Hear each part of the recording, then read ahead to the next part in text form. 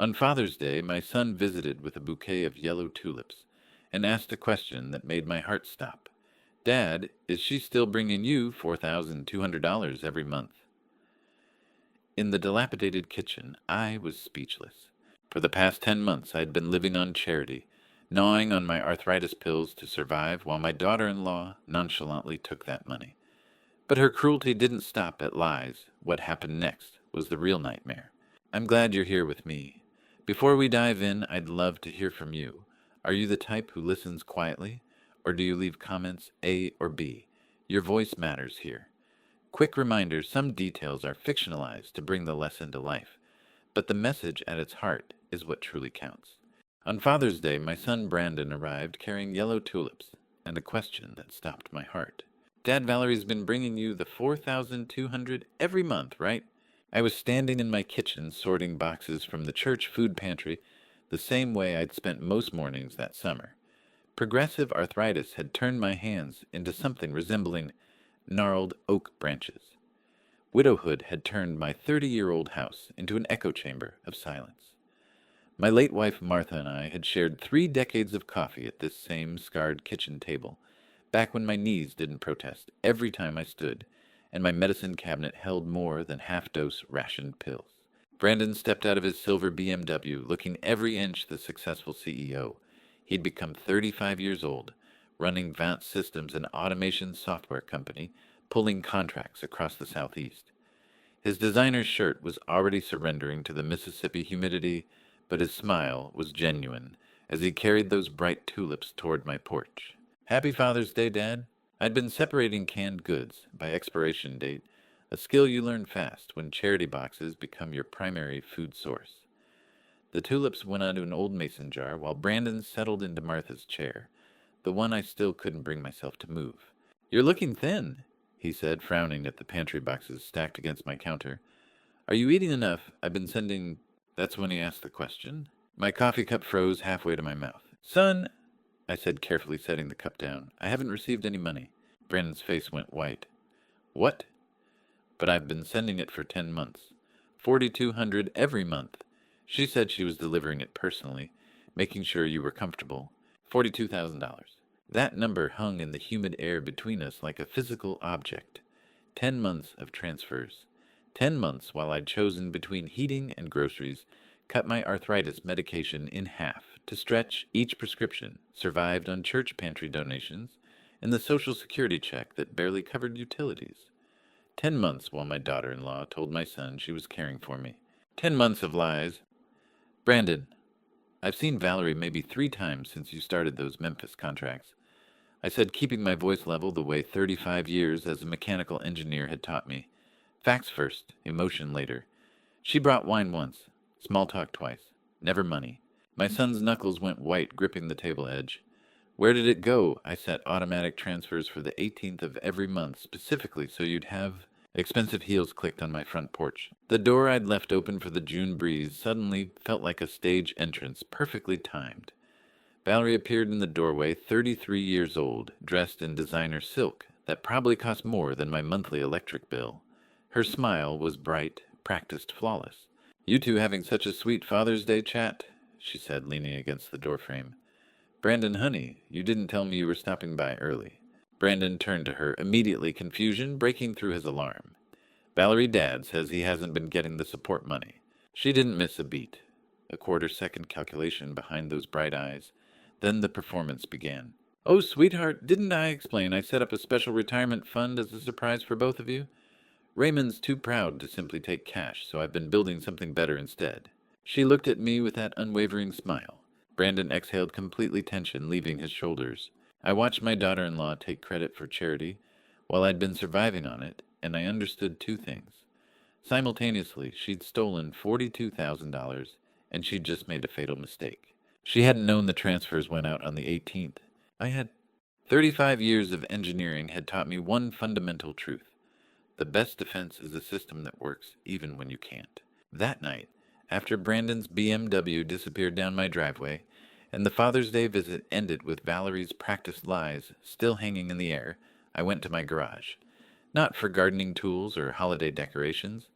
for the toolkit I'd kept since my days designing automated assembly systems at the Meridian manufacturing plant. The metal case was dusty, tucked behind boxes of Martha's belongings. I still couldn't sort through 3 years after the funeral. But when I opened it under the garage's single bulb, everything inside was exactly as I'd left it. Precision screwdrivers, wire cutters, voltage testers, and most importantly, the 3 miniature surveillance cameras we'd used for quality control monitoring on the factory floor. Industrial grade, built to record for months without maintenance, no bigger than shirt buttons. If Valerie thought she was dealing with a helpless old man, she'd never seen me design a system. My hands shook as I carried the toolkit back inside, but not from fear. Arthritis made the small components difficult to handle, but muscle memory from 3 decades of mechanical work guided my fingers. I spread the equipment across my kitchen table, the same table where Valerie had smiled and lied about retirement funds, just hours earlier, and began planning positions with the methodical precision I'd once applied to factory schematics. 3 cameras, maximum coverage, minimal visibility. The kitchen came first. I mounted the tiny lens inside the decorative molding above my refrigerator, angled to capture both the water filter I use daily and the stove where I heated my rationed meals. If Valerie came back with another fabricated story, I'd have it recorded from the moment she walked through that door. My arthritic fingers fumbled with the screws twice before I got them seated properly. The work took longer than it would have 20 years ago when my hands were steady and my knees didn't protest every time I climbed the step stool. But I'd built conveyor systems that moved half-ton engine blocks with millimeter precision. I could install 3 cameras. The living room position took careful calculation. I tucked the second camera into the crown molding above my front entrance, giving it a clear view of anyone coming through that door and the entire entry area. The angle covered the coat rack, the small table where I sorted mail, and critically the couch where Brandon had sat when Valerie appeared, with her impossibly convenient timing. I wasn't building a security system. I was building a witness that couldn't be silenced, threatened, or poisoned. The third camera went in the hallway outside my bedroom position to capture my bedside table and the doorway. Something about Valerie's performance this morning had felt rehearsed beyond the retirement fund story.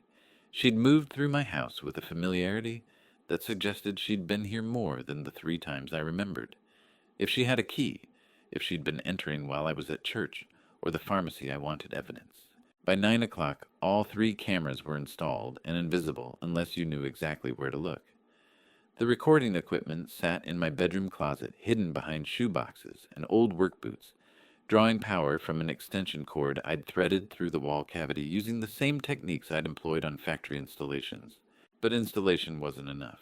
I sat at my kitchen table and pulled out my laptop, a 5-year-old model Brandon had given me, mostly used for email and searching arthritis treatment options.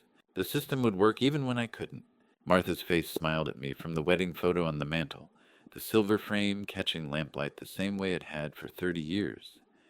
She'd always said my careful nature would save me, someday teased me about triple-checking grocery lists and maintaining backup files for backup files. I just never imagined it would be from family.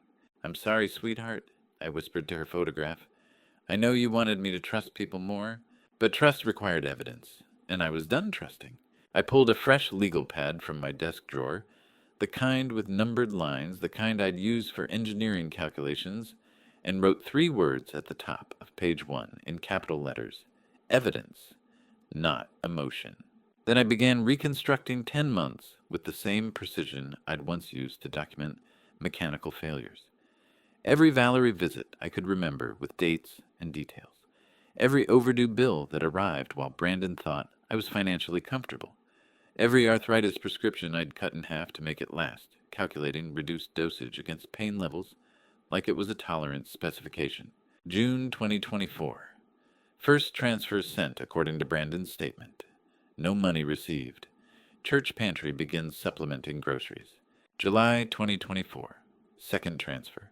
Valerie visits, once brings wine, stays 20 minutes. Electric bill goes to final notice. August 2024. Third transfer. Cut arthritis medication to half dose. Pain increases, but prescription lasts twice as long. The pages accumulated like a map of systematic theft.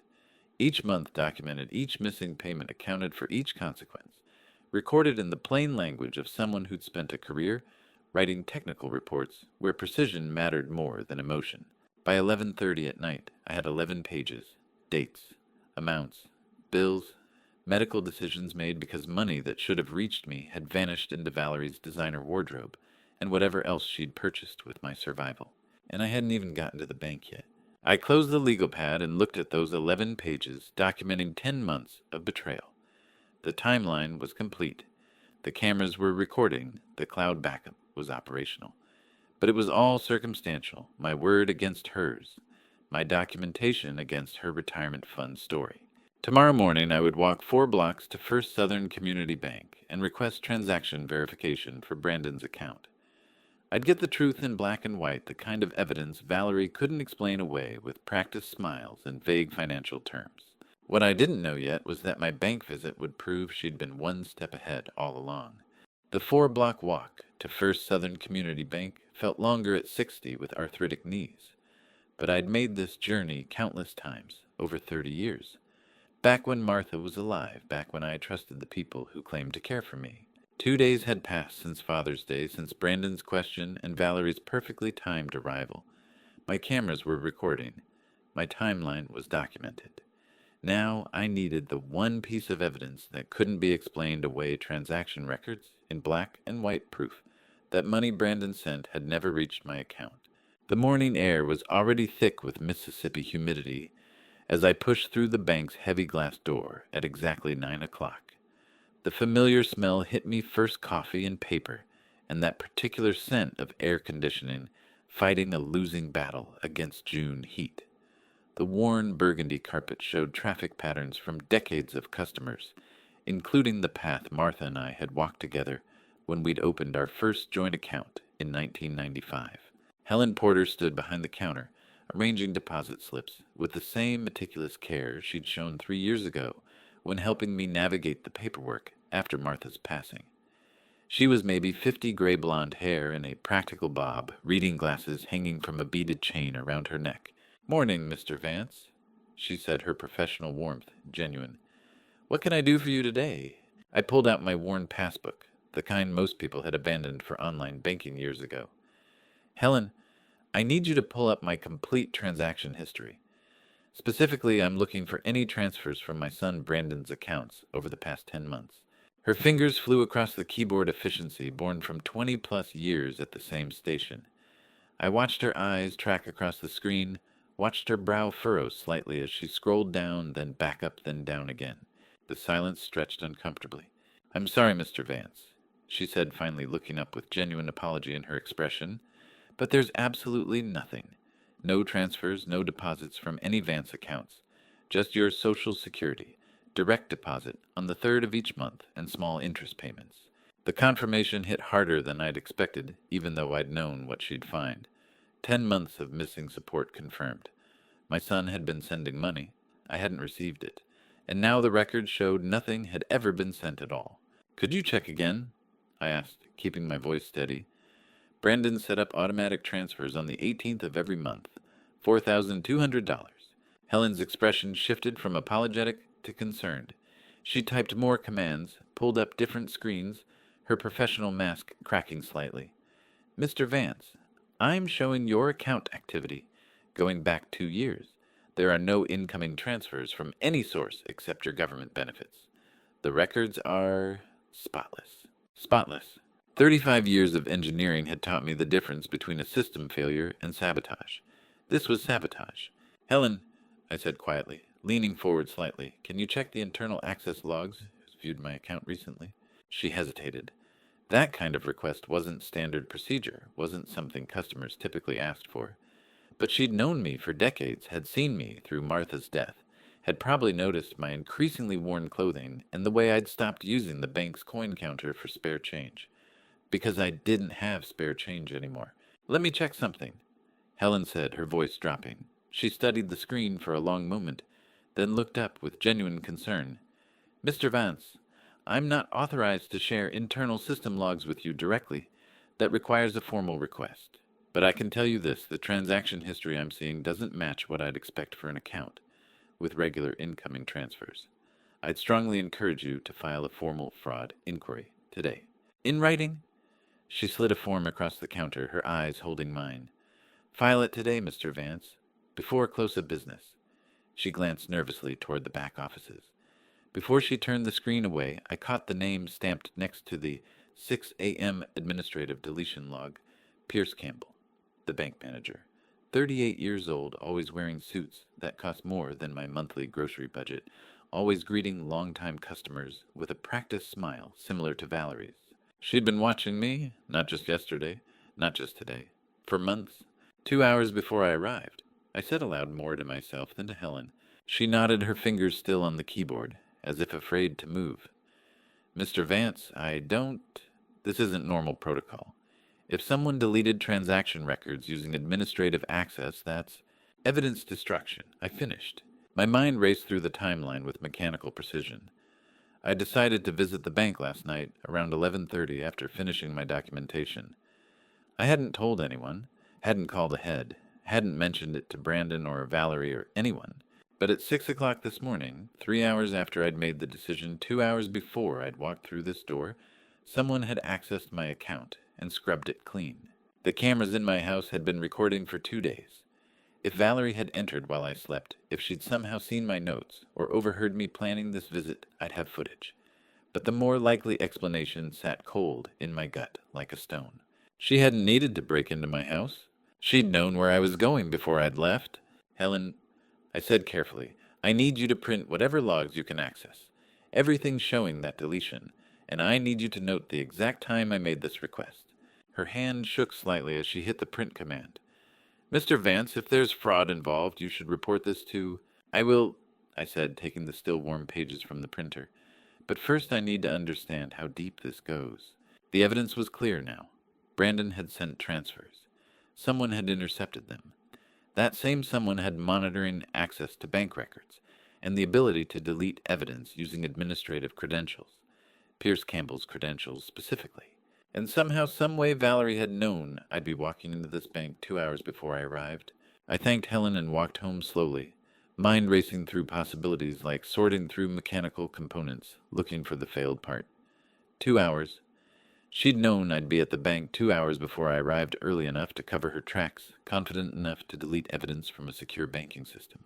The question wasn't just where the missing money had gone anymore.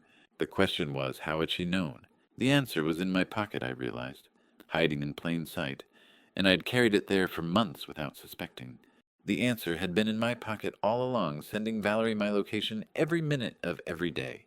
I sat in my living room that afternoon, the phone in my arthritic hands feeling heavier than its actual weight.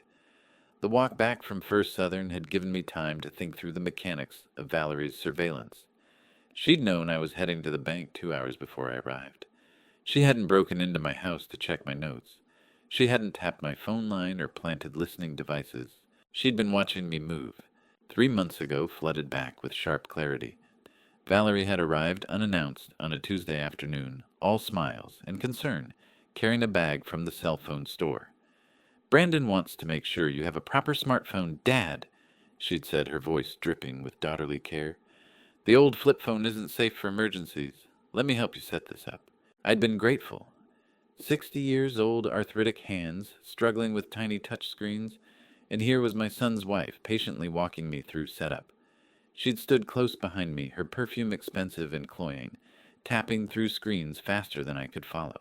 "This health app will monitor your steps," she'd explained, her manicured finger dancing across the display. "Really helpful for tracking activity with your arthritis. Just approve these permissions." I'd approved everything she'd asked. Now, sitting in the same chair where that installation had happened, I pulled the phone apart with the systematic approach of an engineer troubleshooting a failed system. Battery out first, then into settings, background processes, application permissions. The GPS tracking software was buried 3 menus deep, disguised under a generic health monitoring icon, installed from Valerie's account. Permissions granted for continuous location access. Data transmitting to an unknown number every 60 seconds. For 3 months. 3 months of watching me walk 4 blocks to church on Sundays. 3 months of tracking my trips to the pharmacy where I picked up half-dose prescriptions. 3 months of monitoring every grocery run, every doctor's appointment, every moment I left this house. Nothing had been private, nothing had been mine. For 3 months, my daughter-in-law had watched me cut pills in half because I couldn't afford the full dose. She'd watched me choose between heat and food. She'd watched, and she'd kept stealing. My first instinct was to delete the application, to rip out this violation of privacy, with the same fury I felt burning in my chest. But 35 years of engineering had taught me that systems thinking beats emotional response every time. Deleting the app would tell Valerie I knew. She'd adapt change tactics, become more careful. But leaving it active, leaving her convinced she was still watching while I controlled what she saw, that was tactical advantage. I powered down the phone and set it on my kitchen table where it would stay. The old two-way radio from my workshop days sat in the garage, dusty but functional. Walter and I had used similar equipment coordinating factory floor operations. Valerie could track my phone all she wanted. I'd communicate the way we had before smartphones existed. I opened my laptop to review the camera footage from the past 3 days. The cameras had been running since Father's Day, and I hadn't checked the recordings until now. The files uploaded to Walter's cloud server in 6-hour increments, time-stamped and cataloged. I started with the overnight recording from June 16th into the 17th. For the first 3 hours, nothing. Just my dark house, the occasional creak of settling wood, the refrigerator compressor cycling on and off. Then at 2:03 a.m. the front door opened. Valerie entered my house with her own key, moving with the confidence of someone who'd done this before. She wore casual clothes, yoga pants, and a hoodie, nothing like the designer silk from Father's Day. Her hair was pulled back in a messy ponytail. She looked younger, more vulnerable, and absolutely terrified. She paced my living room for 30 seconds, checking her phone obsessively. Then it rang. She answered on the first ring, stepping onto my front porch, where she thought she had privacy. The camera I'd installed caught her profile, clearly caught every word she whispered into that phone. "Sean, I'm dealing with it," she hissed, her voice nothing like the practiced confidence she showed during daylight hours. This was raw fear, desperate pleading. "Give me 3 more weeks, I promise. I'm working on the insurance angle now. He's old. He's sick 3 more weeks, and—" She stopped listening to whatever Sean was saying. "I know what you said. I know what happens if I don't pay. 3 weeks. That's all I need." She ended the call and stood on my porch for a full minute, hands shaking, breathing hard like she'd just run a marathon. Then she composed herself with visible effort, shoulders back, face smoothing into neutrality, and let herself out of my house as quietly as she'd entered. I rewound the footage and watched it twice more, taking notes, with the same precision I'd once used documenting mechanical failures. Sean. Male voice, though I couldn't make out words through the phone. 3-week deadline. Valerie terrified not performing. Insurance angle. He's old. He's sick. She was talking about me. Who was Sean, and what happens when 3 weeks run out? I didn't know who this man was, but I knew what desperation sounded like. I'd heard it in Valerie's voice, seen it in her shaking hands. She owed someone who frightened her more than getting caught stealing from family, someone who'd given her a deadline, and frightened people do frightening things. I closed the laptop and stared at the name in my legal notebook. Sion, 3 weeks, Valerie scared, insurance angle. The stolen support payments weren't just greed, they were payments to someone who had leverage over Valerie, someone dangerous enough to make a practiced liar's voice crack with genuine terror at 2 in the morning. The question wasn't just how much she'd stolen anymore. The question wasn't even where the money had gone. The question was, what would she do when her 3 weeks ran out and I was still alive, still standing between her and whatever she owed this Sean? I needed help, not Brandon. He was too close to Valerie, too vulnerable to her manipulation. I needed someone who could access company records without triggering her surveillance network, someone methodical and trustworthy. I needed Walter, and I needed him to come in through the back door where GPS tracking wouldn't expect an elderly widower to receive visitors. The knock came from the back door, not the front, which told me everything I needed to know before I even looked through the window.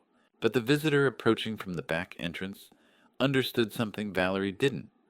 Old men who'd survived 3 decades in mechanical engineering knew the difference between the path everyone watched and the path nobody expected. I peered through the kitchen window and saw a man in faded work coveralls carrying a plumber's toolbox, but I recognized the face immediately, even partially hidden under a John Deere cap. Walter Gibbs, my friend of 3 decades, and Brandon's chief accountant at Vance Systems. Walter Gibbs, 58, and sharp as the day I'd met him at church when Brandon was still in elementary school, lifted the toolbox slightly and mouthed the words "plumbing problem" through the glass, maintaining the cover even before entering. I unlocked the door and he slipped inside, quickly setting the toolbox on my kitchen floor with a soft thud. "I didn't come to the front door for a reason," Walter said quietly, pulling off the cap to reveal silver-streaked hair and eyes that missed nothing. "Your phone's been sending location data to an unknown number for 3 months.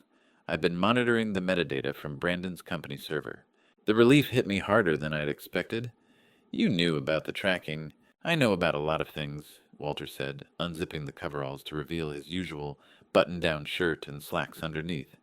"That's why I'm here." "Brandon gave me authorization last night," Walter said before I could ask. "As CEO, he approved my access to these records for fraud investigation purposes. Everything I'm about to show you has been legally documented through proper channels." $42,000, Walter said, rotating the screen toward me. 10 monthly transfers of $4,200 each, exactly as Brandon authorized. But look at the routing destination. I leaned forward, my reading glasses sliding down my nose as I studied the transaction details. Every transfer showed the same endpoint, a joint account held by 2 names, Valerie Vance and Pierce Campbell. "Pierce Campbell," I said aloud, the name tasting like copper in my mouth. "The bank manager who deleted the transaction logs." "The same," Walter confirmed. "They've been working together from the beginning. Valerie provides the forged authorizations, your signature, your supposed requests for cash delivery. Pierce processes the transfers into their joint account, then scrubs the evidence from your personal banking records. Clean, systematic, nearly undetectable." For the first time in 4 days, I felt something besides cold rage hope. "How long have you known?" I asked. Walter pulled over one of my kitchen chairs, sitting down with the weariness of someone who'd been carrying heavy knowledge alone. "I first noticed irregularities 3 months ago. Strange transaction patterns in Brandon's accounts. Authorizations that looked like your signature but didn't match normal protocols. Small things an external auditor would miss, but I've been doing Brandon's books for 15 years. I know what legitimate transfers look like." 3 months, I repeated. "The same time frame as the GPS tracker. You knew for 3 months and didn't tell me." "I suspected," Walter corrected firmly. "I didn't know. There's a difference, Raymond.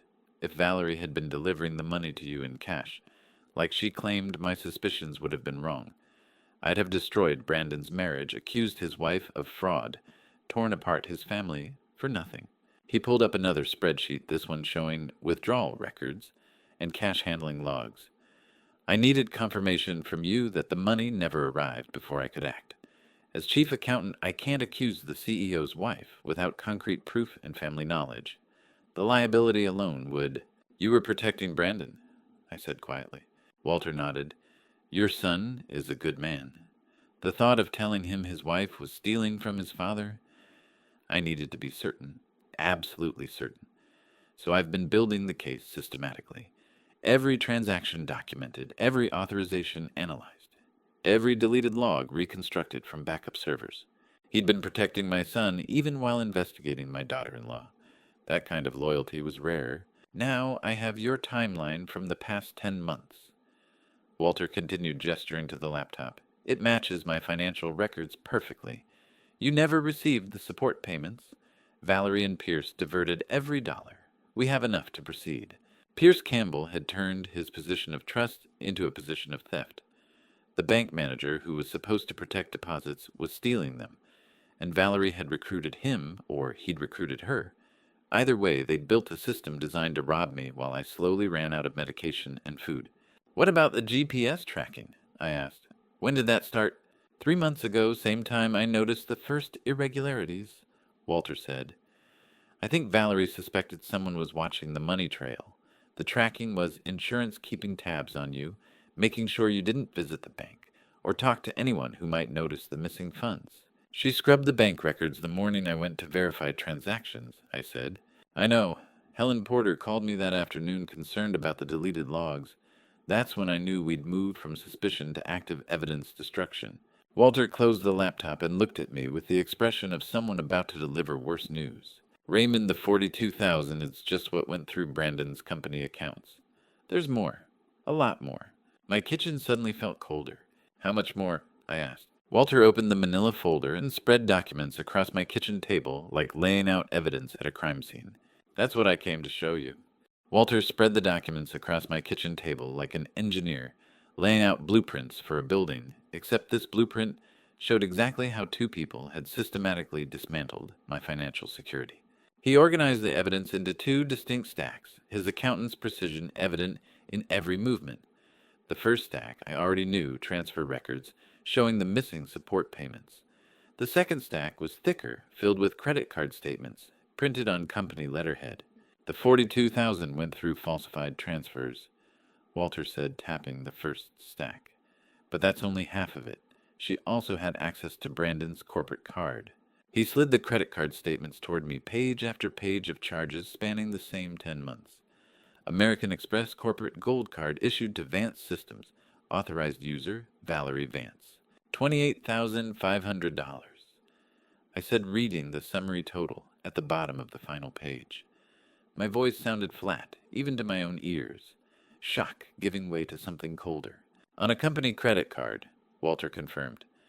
The corporate card was supposed to be for business expenses, only travel client entertainment office supplies. Brandon gave her access, thinking she'd help manage business meals when he was traveling. He pulled out individual receipts, laying them in chronological order. High-end spa treatments in Jackson, weekend trips to New Orleans, designer clothing from boutiques that don't even list prices on their websites, jewelry, and every receipt that could be traced shows Pierce Campbell's name alongside hers. I picked up the first receipt with hands that had started shaking again. The Bridgewater Spa, Jackson, Mississippi. Services rendered full-day luxury package, including massage, facial, body treatment. Total $1,200. $1,200 for a single day at a spa. I'd stretched $17 across a week's worth of groceries last March. Cut my arthritis medication in half to make it last twice as long. Chosen between heating and electricity in February. And she'd spent $1,200 on a massage. There are more, Walter said, quietly sliding another stack toward me. Hotel receipts. The Pontchartrain in New Orleans, $3,600 for a weekend. The Peabody in Memphis, $2,800. Luxury suites, room service, spa services charged to the room. I looked through them mechanically, my engineer's mind cataloging details, while my emotions stayed carefully locked away. Because if I let myself feel the full weight of this betrayal, I'd break something, and breaking things wouldn't get my money back or put Valerie in prison. Designer boutiques. Walter continued producing more receipts. $8,000 at Mitchell's in Jackson, $5,000 at a jewelry store in New Orleans, $3,000 for shoes I can't even pronounce the brand name of. 10 months. Every single month she'd stolen my support money and then spent it on luxuries I couldn't have imagined affording in 30 years. Pierce authorized every charge, Walter said, pointing to the signature lines on the credit card slips. As a bank manager with financial authority at First Southern, his signature bypassed the usual corporate card review process. Brandon's company has standard protocols. Charges over $500 need secondary authorization, but Pierce's position at the bank gave his signature weight. The automated system accepted his approvals without flagging them for human review. He weaponized his job, I said. Exactly. He turned his position of trust into a tool for theft. Walter pulled out another document, this one dense with technical data. IP address logs from First Southern Community Bank's internal server. The bank data deletion on June 17th came from Pierce Campbell's office terminal, accessed at 6 a.m. using his administrator credentials. He highlighted several lines of code I didn't fully understand, but recognized as digital fingerprints. The same terminal had been used to process the fraudulent transfer authorizations going back 10 months. Same terminal created the joint account between Valerie and Pierce. Same terminal systematically scrubbed transaction histories every time Brandon initiated a support payment. Pierce Campbell hadn't just violated banking regulations. He'd weaponized his position, turning trust into theft with the precision of an industrial machine. Total documented theft, Walter said, pulling all the stacks together into one damning pile. $70,500. The number sat between us like a physical object. $70,500 stolen over 10 months, while I'd survived on church donations and rationed medication. But that's not the final number, Walter added, his expression darkening. I'm still finding charges from months I haven't fully audited yet. There are cash advances I'm tracking, ATM withdrawals that don't match the normal patterns. The systematic nature of this, Raymond, this wasn't opportunistic theft. This was a coordinated operation from day one. They planned this, I said, from the beginning. The timeline suggests they established the joint account within weeks of Brandon setting up your support payments. They didn't steal because an opportunity presented itself. They created the opportunity, built the infrastructure, and executed it with criminal precision. Walter's words echoed what I'd already suspected but hadn't wanted to believe. This wasn't Valerie getting desperate and making bad choices. This was Valerie and Pierce engineering a system designed to rob me systematically, while covering their tracks with bank manager authority and GPS surveillance. We have enough for criminal charges, Walter said. Fraud, embezzlement, identity theft, abuse of fiduciary authority. Pierce will lose his banking license and face prison time. Valerie will face elder financial abuse charges on top of standard fraud. But I asked because I could hear the hesitation in his voice. But there's something else. Walter reached into his briefcase one more time, his hand hesitating before pulling out a single document. He placed it on the table with the careful deliberation of someone handling evidence that would change everything. Raymond, there's something else. Something that changes this from theft into something far worse. I looked down at the document between us. Insurance policy beneficiary change authorization. My name at the top. Valerie's name at the bottom. My life insurance policy. When was this filed? I asked, though. I wasn't sure I wanted to know the answer. Walter's expression told me everything before he spoke. 6 months ago. The document Walter placed on my kitchen table was a standard life insurance beneficiary change form, dated 6 months ago with my signature at the bottom and one name written in the beneficiary line, Valerie Vance. 6 months ago, Walter repeated, his voice careful and measured. Valerie changed the beneficiary on your life insurance policy from Brandon to herself. I picked up the form with hands that had gone numb. The policy number was familiar. I'd held this same insurance since Martha's death, 3 years ago, intended to provide security for my final years and inheritance for Brandon after I was gone. The coverage amount sat at the top in bold print, $500,000. $500,000, that's what I was worth to her, dead. The authorization went through Pierce's bank. Walter continued pulling out supporting documents. Same forged signature method they used for the financial transfers. Look at the processing stamp, First Southern Community Bank, Pierce Campbell's authorization code, expedited processing. I studied my alleged signature at the bottom of the form.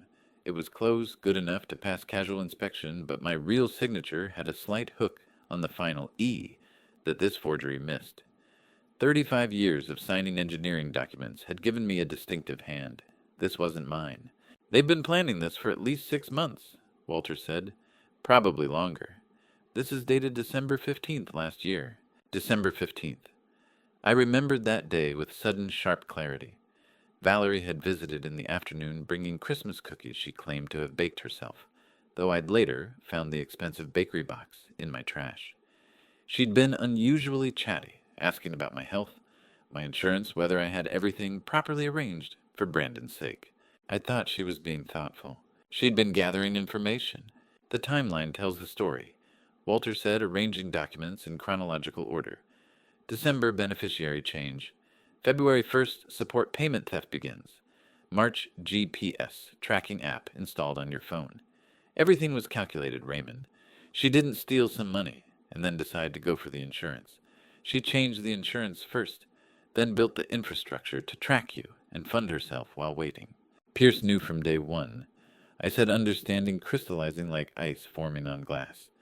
This wasn't Valerie acting alone and pulling him in later. They planned it together from the beginning. The joint account for the stolen funds was opened in January. Walter confirmed, showing me yet another document. 1 month after the beneficiary change, they established their financial partnership before the first dollar was stolen. Someone had put a price on my life, $500,000, and they were willing to wait. The full picture assembled itself in my mind with the systematic logic of an engineering schematic. Valerie changes the insurance beneficiary in December, making herself the recipient of $500,000 once I was out of the picture. She partners with Pierce Campbell, a bank manager, with the technical access to facilitate fraud and evidence destruction. They open a joint account in January. In February, the theft begins not as the main goal, but as supplementary income. The GPS tracking in March wasn't just about monitoring my movements to avoid detection. It was about monitoring my health, my habits, my vulnerabilities. Knowing where I went, who I saw, how mobile I was, calculating how long they'd have to wait. The 70,000 wasn't the target, Raymond, Walter said quietly. It was pocket money while they waited for the insurance. She wasn't stealing from me, I said, the words coming out flat and cold. She was waiting for me to die. Walter nodded, his expression grim. Every support payment she intercepted, every luxury charge she made on Brandon's corporate card, it was spending money, operating expenses for a conspiracy. The real payday was always the insurance. Every spa treatment she'd enjoyed while I rationed medicine, every hotel stay she'd charged while I chose between heat and groceries, every piece of designer clothing she'd bought while I survived on church donations. She'd been celebrating in advance, spending my son's money to enjoy herself while waiting for me to die. The only question was whether she'd wait for nature to take its course or help it along. How long do you wait for a 60-year-old man with arthritis to die naturally before you decide to help the process along? That phone call I'd heard on my camera footage suddenly took on new meaning. Sean, I'm dealing with it. Give me 3 more weeks, I promise. I'm working on the insurance angle now. She owed someone money. Someone dangerous. Someone who'd given her a deadline. And the insurance angle wasn't about filing a fraudulent claim. It was about accelerating my death to collect the payout. 3 weeks. That's how long I had before Valerie's debt to Sean ran out and desperation turned to something more active than waiting. Walter, I said slowly, what happens when a life insurance beneficiary is found guilty of murdering the policyholder? The policy is voided, Walter answered immediately. Beneficiary receives nothing. It reverts to the estate or original beneficiary, in this case Brandon. It's called the Slayer Rule. You can't profit from murdering someone and collecting their insurance. So if I die of natural causes in the next 3 weeks, Valerie gets $500,000. But if it's proven she murdered me, she gets nothing. Correct, which is why her plan required your death to look natural. Old age heart failure complications from arthritis. Something that wouldn't trigger investigation. I thought about my medications carefully rationed and stored in my bathroom cabinet. Thought about the water I drank every day. Thought about Valerie's access to my house, the keys she'd used to enter at 2 a.m. while I slept. How easy would it be to tamper with an old man's medication? To add something to his water? To create circumstances that looked like natural decline, while actually being carefully administered murder? I looked at Walter, then at the insurance document, then at the 11 pages of timeline documentation I'd created that first night. Valerie had planned my death for 6 months. She'd stolen my money, tracked my movements, involved her bank manager lover in a conspiracy. She'd forged my signature and legally positioned herself to profit from my death. But she'd made one critical mistake. She'd assumed the old man with bad knees and rationed medication was too weak to fight back. She'd seen arthritis and gray hair and thought she was dealing with someone helpless. She'd never considered that 35 years of engineering had taught me how to build systems that worked even when I couldn't. And she was about to learn exactly how wrong that assumption was. After Walter left, I sat alone at my kitchen table and did what I'd done for 35 years. When facing a complex problem, I broke it down into a system. Valerie had spent 6 months planning my murder. She'd forged my signature, stolen my money, tracked my movements, and positioned herself to collect $500,000 when I died. She'd recruited Pierce Campbell, weaponized a bank manager's authority, and built a criminal infrastructure designed to look legitimate until it was too late. But systems had vulnerabilities, and I'd spent 3 decades finding them. I pulled out my legal notebook and opened to a fresh page the lined paper, as familiar as engineering graph paper. At the top, I wrote, "The Brandon Problem," because that's what this was really about. Not Valerie's crimes, those were documented, provable, prosecutable. The problem was my son. Brandon loved his wife. He'd been with her for 5 years, married for 3. He trusted her, completely defended her, reflexively saw her through the lens of someone who wanted his marriage to work. If I called him tomorrow and said his wife was trying to kill me, he'd think grief and arthritis had finally broken my mind. If I showed him Walter's documents, he'd find reasons to doubt them. forged evidence, misunderstood transactions, his father's paranoia, making patterns out of coincidence. No, phone calls and documents wouldn't convince Brandon. He'd rationalize them away the moment Valerie offered an alternative explanation. He needed to see her lies unravel in real time. He needed to watch her story collapse under the weight of its own contradictions. He needed to witness the moment when she couldn't keep her fabrications straight, when the practiced smile cracked and something uglier showed through. I wrote beneath the heading "Dinner Trap Necessary." Not for Valerie, for Brandon. The trap wasn't to catch Valerie. She was already caught, documented in Walter's files and my camera footage. The trap was to break through Brandon's blind trust before that trust got him hurt, or worse, before it led him to dismiss the evidence that would save both our lives. I could show Brandon every document Walter brought. He'd find reasons to doubt them all. But watching his wife's story collapse at his own dinner table, seeing her contradict herself when confronted with specific dates and amounts, hearing her scramble for explanations that didn't add up, that he couldn't rationalize away, I moved to a new section after the trap, because the dinner would only be the beginning. Valerie would be cornered, exposed in front of Brandon. She'd panic, and panicked people did two things. They either confessed and begged forgiveness, or they doubled down and tried to destroy the evidence. I was betting on confession. Valerie was calculating, not stupid. Once caught red-handed in a lie at dinner, she'd shift tactics. Admit to some theft, maybe the support payments, maybe the corporate card, but claim it was desperation temporary. She'd meant to pay it back. Tears, apologies, promises to make amends. Tip: Brandon, still in shock from watching her lie at his dinner table, would want to believe in redemption. He'd want to think his marriage could be salvaged. He'd want forgiveness to be possible. And I would grant it. Not from mercy, from strategy. I wasn't a victim anymore. I was an engineer designing a system, and this system's only output would be justice. I wrote Phase 2 tactical forgiveness. She'd expect anger, confrontation, immediate consequences. I'd give her the opposite understanding, patience, a chance to make amends. She'd leave that dinner thinking she'd fooled the old man one more time, thinking tears and apologies had bought her breathing room. What she wouldn't know was that every day she spent thinking she was safe would be another day my cameras compiled evidence. Every visit she made to my house, every conversation she had in my living room, every phone call she took, thinking I was too trusting to listen, all of it recorded, time-stamped, backed up to Walter's cloud server. Forgiveness was patience, and patience was a weapon. 2 weeks, maybe 3. Long enough for the cameras to capture her confidence returning. Long enough for her to drop her guard. Long enough for Pierce to visit, for Sean to call again, for the full criminal conspiracy to document itself in high-definition video. By the time I handed the evidence package to law enforcement, it wouldn't be my word against hers. It would be hundreds of hours of footage showing exactly who Valerie Vance really was when she thought nobody was watching. Valerie thought she was hunting a dying old man. She didn't realize she'd walked into a trap that had been quietly building itself around her for 5 days. I opened to a fresh page and wrote in capital letters at the top, the plan. Below it, like an engineering specification, Step 1, Dinner Trap. Sunday, June 22nd. Expose Valerie using date contradiction, 12th versus 18th. She claimed to deliver money on the 12th, but Brandon's transfers went out on the 18th. Force her to choose between maintaining the lie or confessing. Brandon witnesses everything. Step 2, Tactical Forgiveness.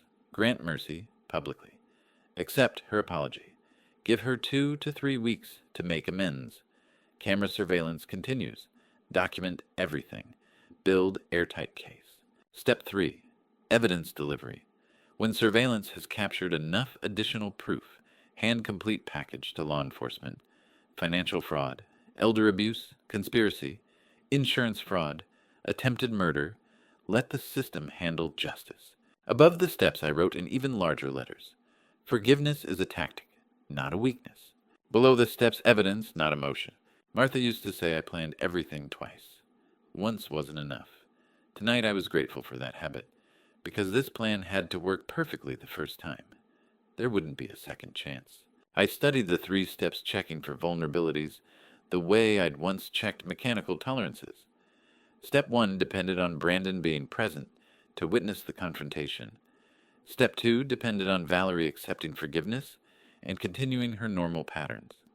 Step 3 depended on building a case so thorough that no defense attorney could find reasonable doubt. Each step depended on the last, each step designed to be irreversible. Valerie had spent 6 months planning my death. I would spend 2 weeks documenting her confession. I closed the notebook and looked at the plan written in precise engineer's hand. The dinner was 2 days away, Sunday evening, 48 hours from now. I had that much time to prepare the most important meal of my life. Time to cook Brandon's childhood favorites, set Martha's anniversary china place, Walter's evidence files within casual reach. Every detail would be calculated like a technical blueprint, because this dinner would either save my son from a murderer or destroy his marriage in front of his eyes. Possibly both. Either way, there was no turning back now. Sunday morning, I pulled out Martha's old recipe box from the back of the kitchen cabinet, her handwriting still clear on the index cards after 3 years, and began to cook my son's childhood into a weapon. 2 days had passed since planning the trap. 2 days of preparation, checking camera angles, organizing Walter's evidence folder into presentation order. Now it was time for the most important part, building the warm, familiar environment that would make the betrayal exposure cut deeper through sheer contrast. I started with pot roast. Martha's recipe card was stained with grease from 100 Sunday dinners. Her cursive instructions precise as engineering specifications. Brown the meat, first don't rush it. Let the vegetables soften until they practically dissolve. She'd made this dish every Sunday when Brandon was growing up, the smell filling the house by noon, drawing him home no matter where he'd wandered that morning. My arthritic fingers struggled with the knife as I cut carrots and potatoes, but muscle memory from 3 decades of helping Martha in this same kitchen guided the blade. The meat sizzled when it hit the pan, that particular sound that meant home, that meant family, that meant Sunday. Martha always said my pot roast could soften any heart. Tonight I needed it to lower one guard. Next came cornbread. Brandon had requested it every birthday from age 6 through 18, claimed nobody made it like his mother. The recipe was simpler: buttermilk, honey, a cast iron skillet heated until it smoked. But the result was pure comfort. Golden crust, tender interior, served with butter that melted into every crack. I mixed the batter by hand, watching it come together the way Martha had taught me, remembering Brandon at 8, asking for seconds at 16, bringing friends home just for the cornbread. At 25, telling his mother nobody would ever cook like her. He'd been right about that. The kitchen filled with aromas that hadn't existed in this house since Martha died. Roasting meat, baking cornbread, the particular warmth of a home where someone had spent hours cooking with love. Or in this case, cooking with tactical precision. I was building the warmest, most familiar trap imaginable, the kind you walk into smiling. Peach cobbler went into the oven at 3 o'clock. Martha's signature dessert, the one that won the church bake-off 3 years running. She'd been proud of that. Cobbler had written the recipe card in her best handwriting with a note at the bottom. Raymond's favorite, extra cinnamon. By 4 o'clock, the house smelled like every good memory Brandon had of family dinners. I moved to the dining room. Martha's anniversary china came out of the hutch for the first time in 3 years. White porcelain with delicate gold, trim a gift for our 40th wedding anniversary, just 2 months before she died. We'd eaten from these plates maybe 5 times, saving them for special occasions. That turned out to be more rare than we'd expected. Martha had always said our dining room was where family came together. Tonight, it would be where one family member was cut away. I set 3 places with geometric precision myself, at the head of the table Brandon to my right, where he'd always sat Valerie to my left, where Martha used to sit. The placement wasn't accidental. Brandon would watch me directly during the confrontation. Valerie would be positioned where I could reach the sideboard without turning away from her face. Linen napkins folded the way Martha had taught me. Simple triangle. Nothing fancy, just proper. The candlesticks from our wedding silver, tarnished slightly despite my best efforts to polish them. I lit them at 5 o'clock, letting the wax soften, creating that warm glow Martha had loved. The table looked like a celebration, like family, like trust. Not like an ambush. Martha and I had eaten from these plates on our anniversary 2 months before cancer took her. She'd smiled across this same table in this same candlelight, holding my hand between courses. Tonight I would use that same table to destroy my son's marriage. and Martha would have understood why. At 5:15, I moved to the final preparations. Walter's evidence folder went into the sideboard drawer, positioned exactly 3 feet from my seat. Inside, insurance beneficiary change bank statements showing the joint account company card receipts for luxury spending. IP logs from Pierce Campbell's terminal. Everything organized in presentation order, each document flagged for quick access. I practiced once reaching to my left, opening the drawer, pulling the folder, spreading it on the table. 6 seconds. Smooth as a factory automation sequence I'd designed decades ago. The dinner table was a stage.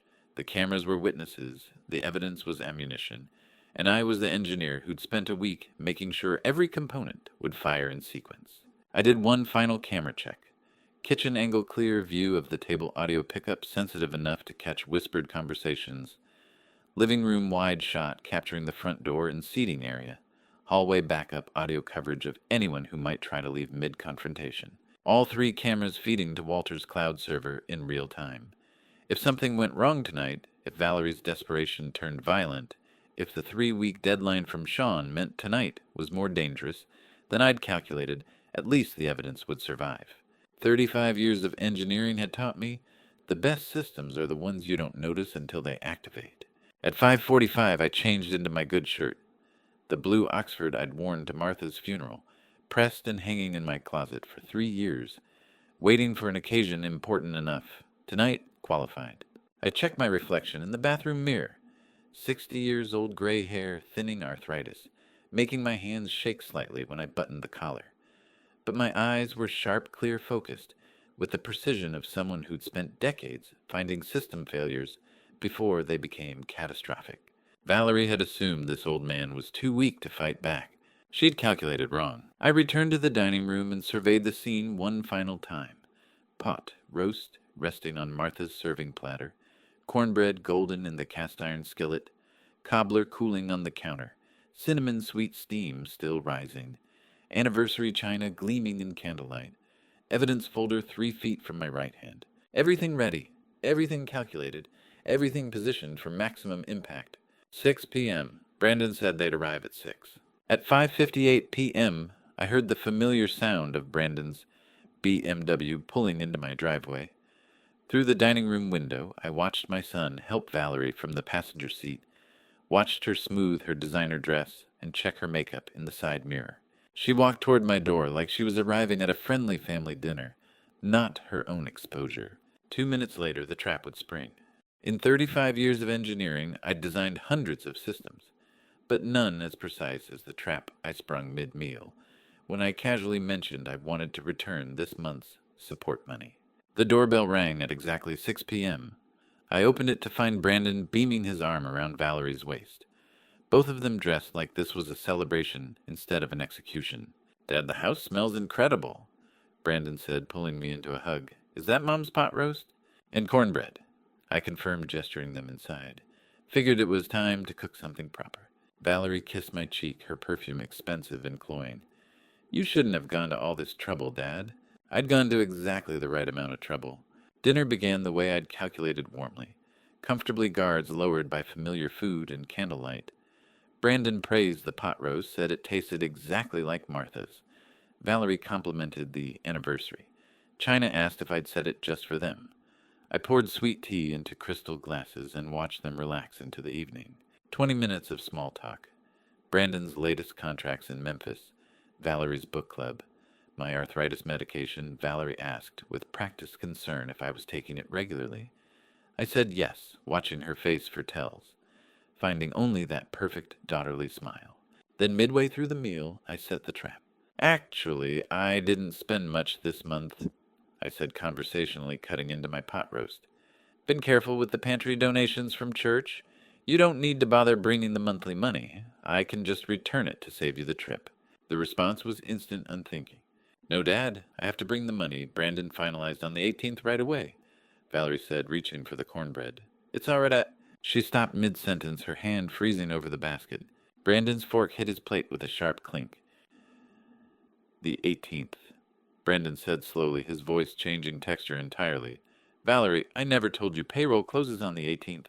That's internal company information." The candlelight caught Valerie's face as understanding hit.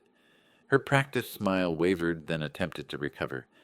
You must have mentioned it sometime, honey. I've never discussed payroll schedules with you. Brandon interrupted, setting his fork down with deliberate precision. That's confidential. The 18th is when we finalize all monthly transfers. How do you know that? I stood and walked to the sideboard, 3 feet to my left, exactly where I'd positioned it. The drawer opened smoothly, Walter's folder, emerging like evidence at a trial. Because she's been intercepting those transfers for 10 months? I said, returning to the table and spreading documents across Martha's white tablecloth. Every one of them. The first sheet transfer authorizations with my forged signature showing the joint account held by Valerie Vance and Pierce Campbell. The second company card statements. Luxury spending itemized line by line Pierce's authorizations on every fraudulent charge. The third GPS tracking app records 3 months of location data sent from my phone to an unknown number. The fourth, the insurance beneficiary, changed my supposed signature, transferring $500,000 to Valerie 6 months ago. Brandon picked up each sheet with shaking hands, his face going pale in the candlelight. I watched him read, watched the numbers sink in, watched 30 seconds destroy 3 years of marriage. In 35 years of engineering, I'd designed systems to withstand enormous pressure. In 30 seconds, I watched my son's trust in his wife collapse entirely. 42,000 in fraudulent transfers, I said quietly. 28,000 on your company card, and this the insurance policy where your wife made herself beneficiary 6 months ago. Brandon looked up from the documents, his eyes finding Valerie's face. Tell me this isn't what it looks like, he said, his voice breaking on the last word. Tell me you didn't steal money meant for my father while he was eating donated food from the church. Valerie's composure crumbled like wet paper. Tears started genuine this time, not the practiced kind I'd seen her deploy before. I can explain, she whispered. Please, Brandon, I can explain everything. Then explain, I said. The story came out between sobs. Bad investments, credit card debt. Someone named Sean, though she didn't elaborate on who Sean was or why she owed him. Desperation that spiraled into theft. Pierce Campbell offering to help providing the banking access. The GPS tracker to make sure I didn't discover the fraud before she could pay everything back. It was all lies wrapped around kernels of truth. Calculated confession designed to admit guilt while minimizing culpability. I'd heard similar explanations from contractors who'd cut corners on factory installations, blamed circumstances instead of choices. But Brandon was hearing his wife confess to stealing from his dying father. The distinction between complicated and criminal wasn't registering yet. I can transfer 12,000 tonight, Valerie said, pulling out her phone with trembling hands. First repayment. I'll pay everything back in 6 months, I swear. Please, Brandon, please give me a chance to make this right. Brandon looked at me, torn between his devastated father and his sobbing wife. I saw the love still there in his eyes when he looked at her, that particular blindness that comes from wanting your marriage to work, despite evidence it shouldn't. This was the moment the plan hinged on. Everyone deserves a second chance, I said slowly, each word calculated. But Valerie, if you disappoint us again, there won't be another conversation. There will only be lawyers and police. She transferred $12,000 before the tears stopped her phone screen glowing blue in the candlelight. The transaction confirmation chimed. Brandon helped her to her feet.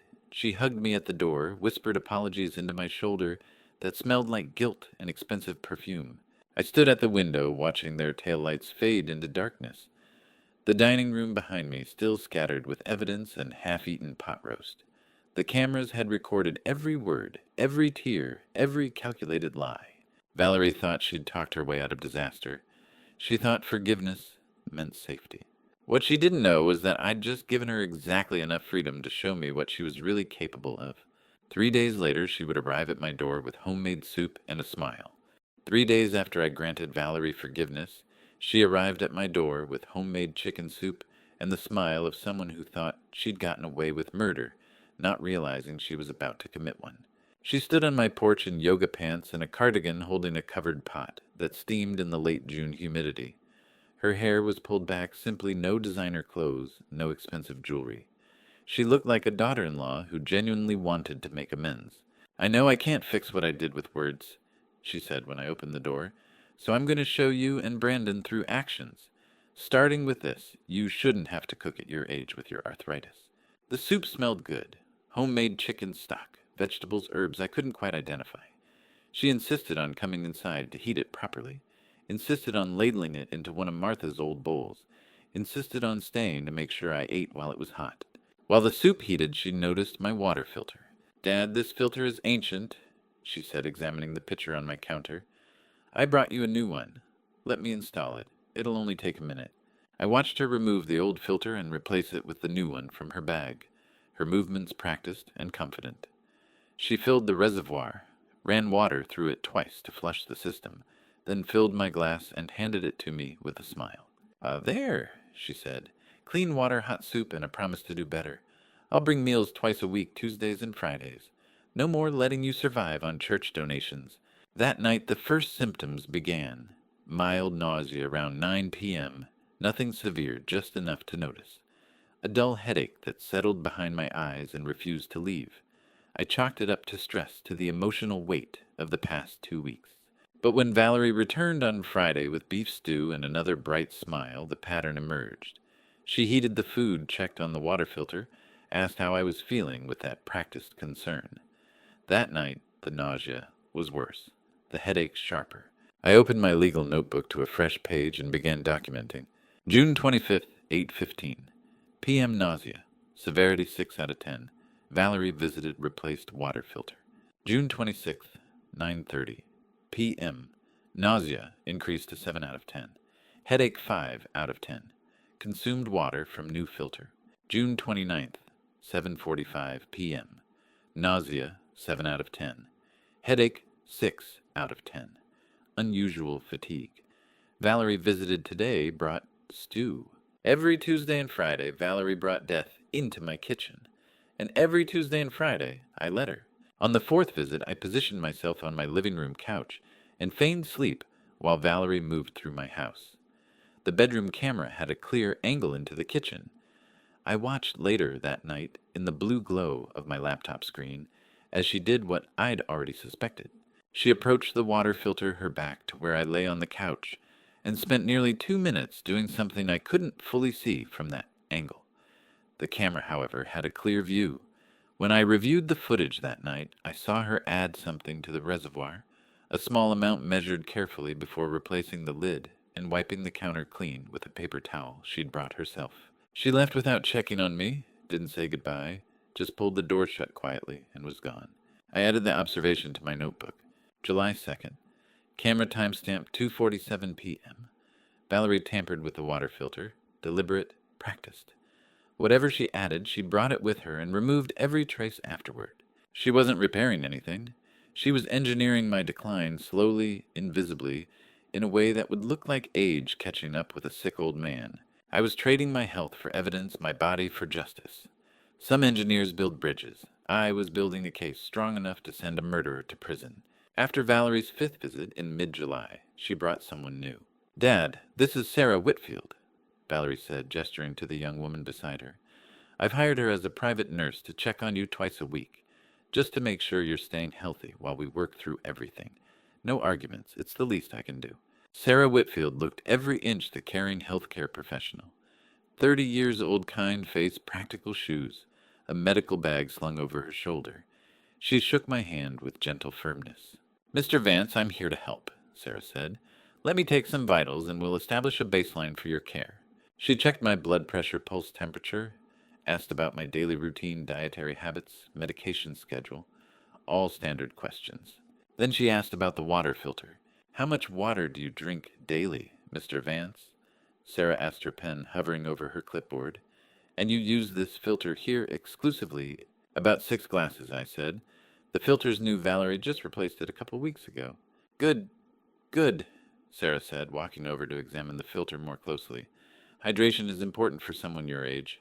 She pulled out her phone and took several photographs of the filter from different angles. Not the kind of documentation I'd expect for medical records. The kind of documentation you'd take to prove a method was working. "Any unusual symptoms?" Sarah asked, still focused on the filter. "Nausea, headaches, fatigue." "Some," I admitted, "but I figured that's just age." "Probably Sarah agreed, but her eyes told a different story. She was cataloging my deterioration, measuring it against whatever timeline Valerie had set. She wasn't there to care for me. She was there to monitor my death. After they left, I sat in my kitchen and added Sarah's name to my notebook. Another accomplice.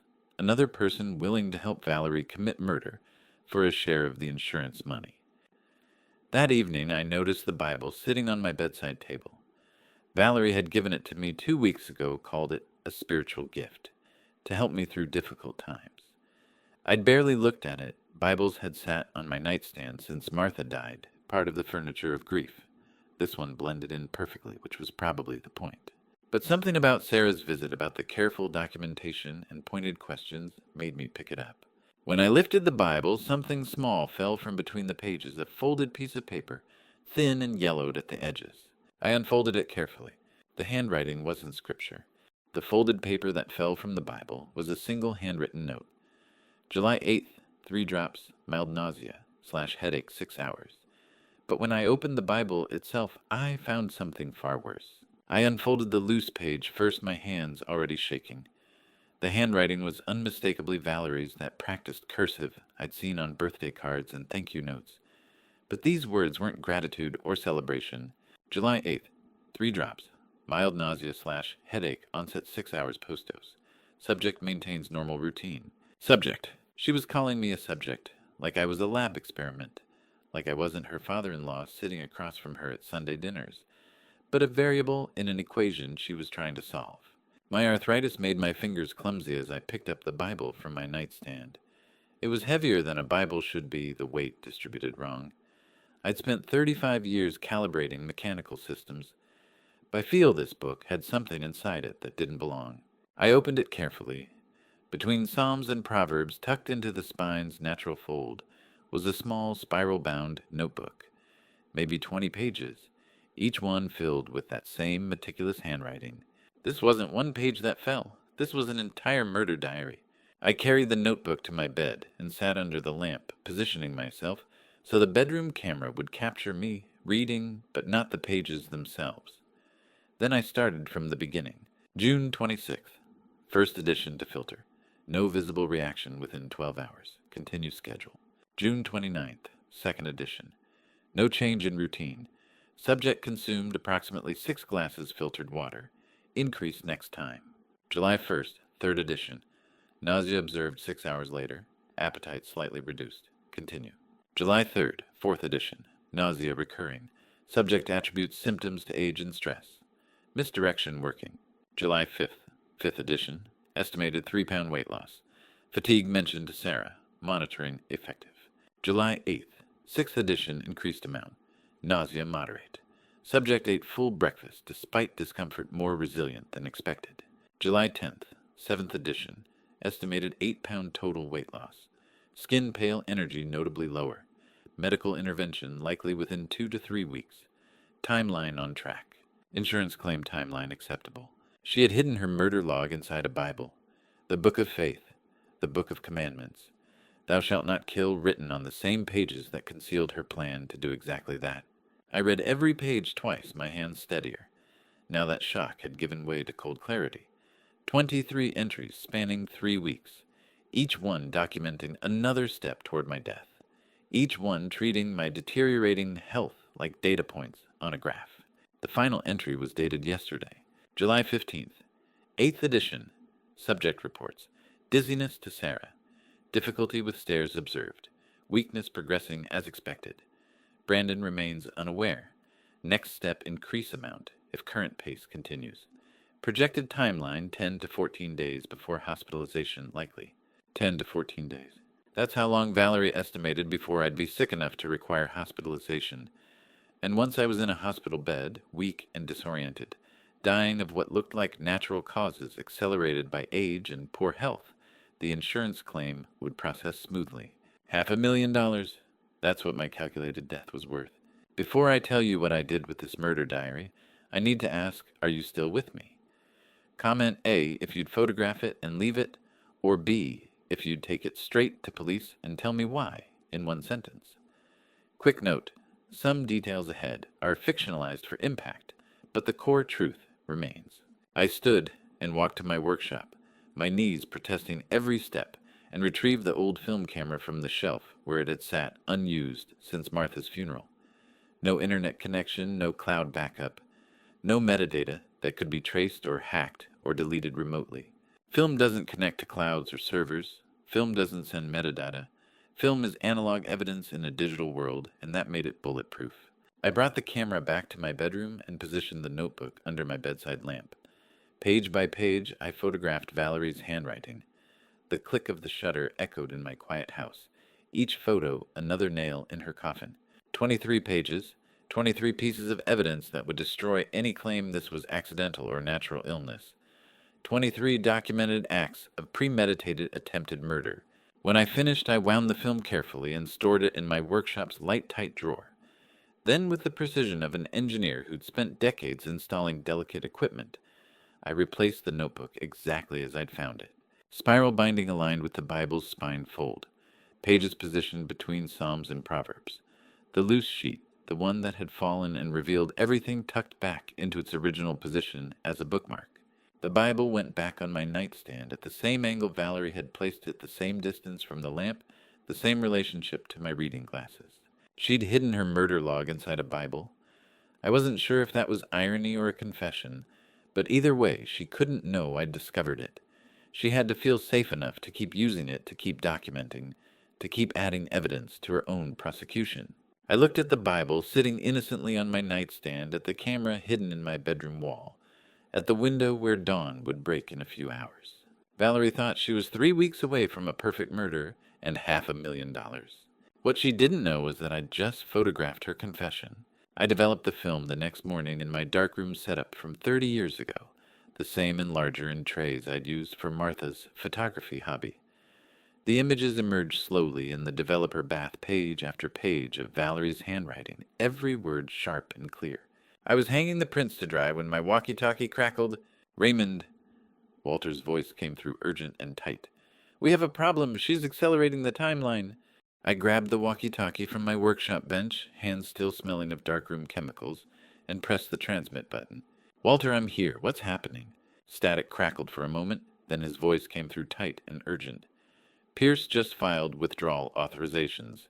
$48,300 across 3 accounts. Everything liquefies in 5 days." I looked at the film photos still drying on the line above me. Valerie's murder diary captured in black and white irrefutable proof that she'd been systematically poisoning me. But proof didn't matter if she disappeared before I could use it. "They're running," I said. "That's not the worst part." Walter's voice dropped lower the way it did when he was about to deliver news that would change everything. "I found out who Sean is." I sat down heavily on my workshop stool, my knees protesting. The nausea that had become my constant companion over the past 3 weeks rolled through me again, reminding me that every conversation, every plan, every strategic decision was happening while poison accumulated in my system. "Tell me," I said. "Sean Mercer, 45 years old, operates what he calls an investment brokerage, but it's underground lending with brutal collection methods. I tracked down public records. Valerie signed a promissory note 4 months ago for $80,000. $80,000. The number explained so much. The desperation in her voice on that 2 a.m. phone call. The calculated risk of stealing from family. The escalation from theft to murder. "When does the note come due?" I asked, though something in my gut already knew the answer would be bad. 60-day repayment deadline from signing," Walter said. The note was dated May 15th. "Raymond, that means it expires July 14th. I looked at the calendar on my workshop wall. July 16th. The deadline had already passed. "She's 2 days late," I said quietly. "Which means Sean's already started enforcement. That's why she's liquidating everything now. The $48,000 won't cover the 80 she owes, but it might buy her enough time to disappear before Sean escalates. 2 weeks.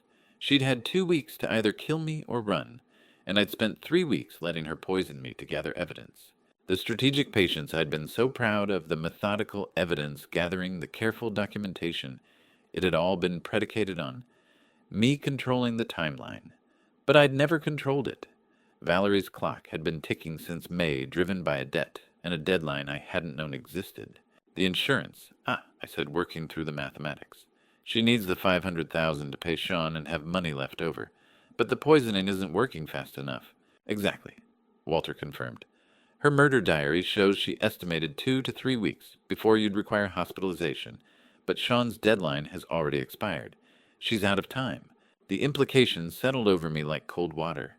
Valerie had been carefully dosing me, tracking my decline with scientific precision, building toward a death that would look natural enough to avoid suspicion, but careful took time.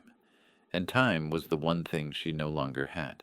So she has 2 choices, I said, thinking it through aloud. Run with the 48,000 and hope Sean doesn't find her. Or accelerate. Accelerate, Walter repeated grimly. If she stops being careful with the dosage, if she stops being careful with the amounts, if desperation makes her careless, how quickly could this become irreversible? I asked, not really expecting an answer. Walter's silence told me he'd been thinking the same thing. I looked down at my hands in the workshop's dim light. They were trembling constantly now, a fine shake I couldn't control. My skin had taken on a yellowish cast jaundice, creeping in as my liver struggled under the accumulated poison. Weight loss had left my clothes hanging loose, my belt tightened 2 notches past where it used to sit. 3 weeks of calculated endurance. 3 weeks of trading my health for evidence. 3 weeks of letting Valerie poison me because I thought I was in control of the system I'd designed. But I'd miscalculated one critical variable. Her deadline wasn't mine to set. The withdrawal completes in 5 days, Walter said. If she's going to run, that's when it happens. But if she's going to accelerate the poisoning instead, she'll do it sooner, I finished, before her next scheduled visit, before I have time to suspect the dosage changed. My next scheduled visit with Valerie was tomorrow, Friday. She'd bring soup or casseroles, heat them in my kitchen, check on the water filter with that practiced concern. And if she'd decided acceleration was her only option, tomorrow's dose wouldn't be the measured 3 or 4 drops her diary documented. It would be enough to ensure I didn't survive the weekend. Raymond, Walter said quietly through the static, you need to stop drinking the filtered water. Right now. Stop eating anything she brings. Stop. I know what I need to do, I said. But did I?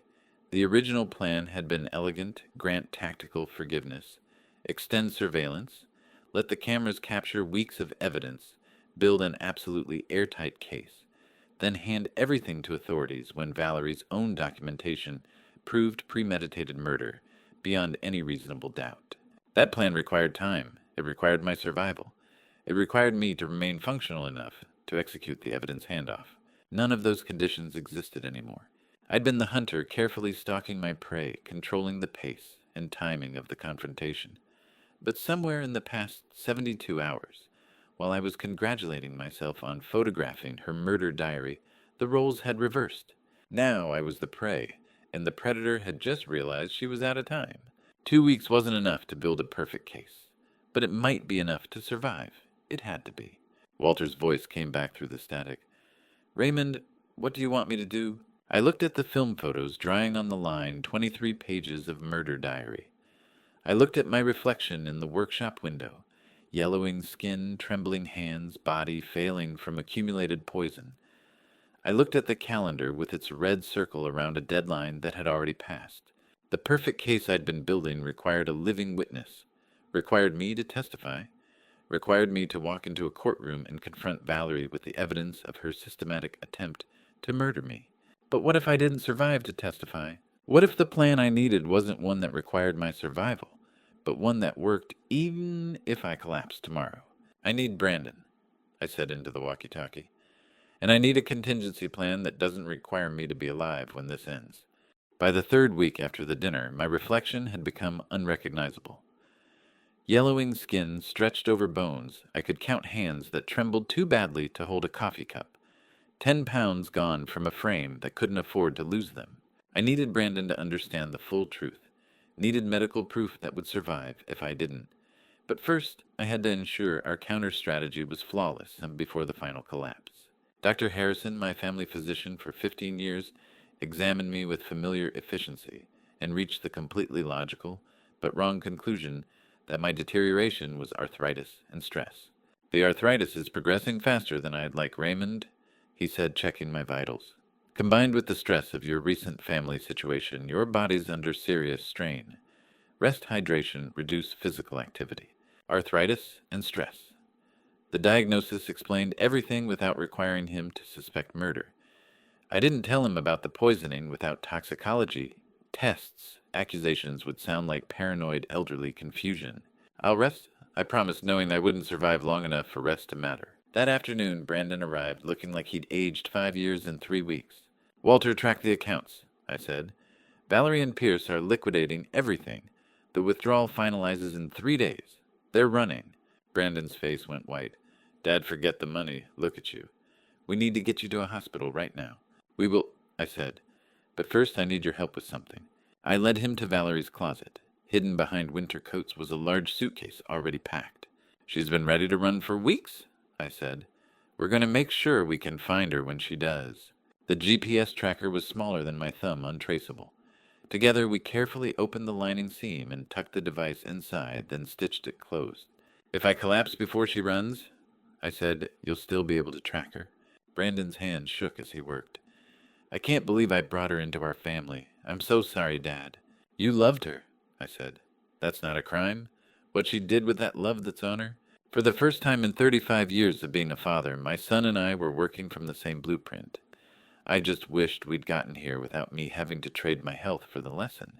After the suitcase, I showed him the evidence I'd prepared water sample from the filter, sealed in an envelope addressed to Walter. Film photos of Valerie's dosage notebook in a second envelope. A handwritten note listing Pierce Campbell and Sean Mercer in my wallet. If something happens to me, I said, Walter gets these immediately. The wallet stays with me. If I end up in a hospital and can't speak, someone will find those names. Brandon was crying now, trying to hide it. Dad, please, let's just go to the hospital now. Tomorrow, I said. I promise. But tonight I need to make sure everything's in place. There was one more thing. I opened the small wooden box on my dresser, the one that had held Martha's wedding ring since she died 3 years ago. I'd worn this ring for 42 years, took it off when I buried her. But tonight felt like I might be seeing her soon. For Martha, I said, quietly sliding it on, and for whatever comes next. The next afternoon I felt the collapse coming. I'd been walking from kitchen to bedroom when my legs started to weaken. Not suddenly, gradually, like a system running out of pressure.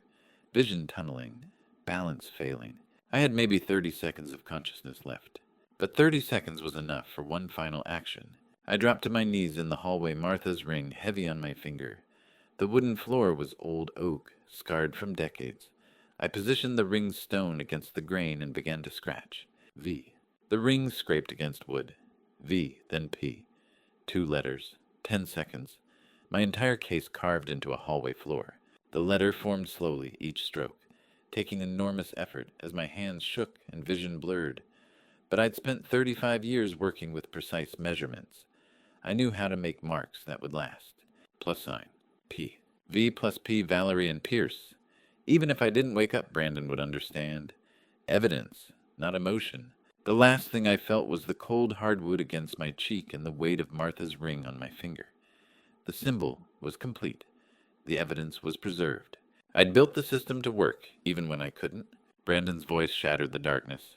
Dad, hands on my shoulders, rolling me onto my back. Him shouting into his phone, giving my address, saying unresponsive and emergency and please hurry. Sirens growing closer. My last coherent thought, before everything went black, was that the symbol was complete. The tracker was active.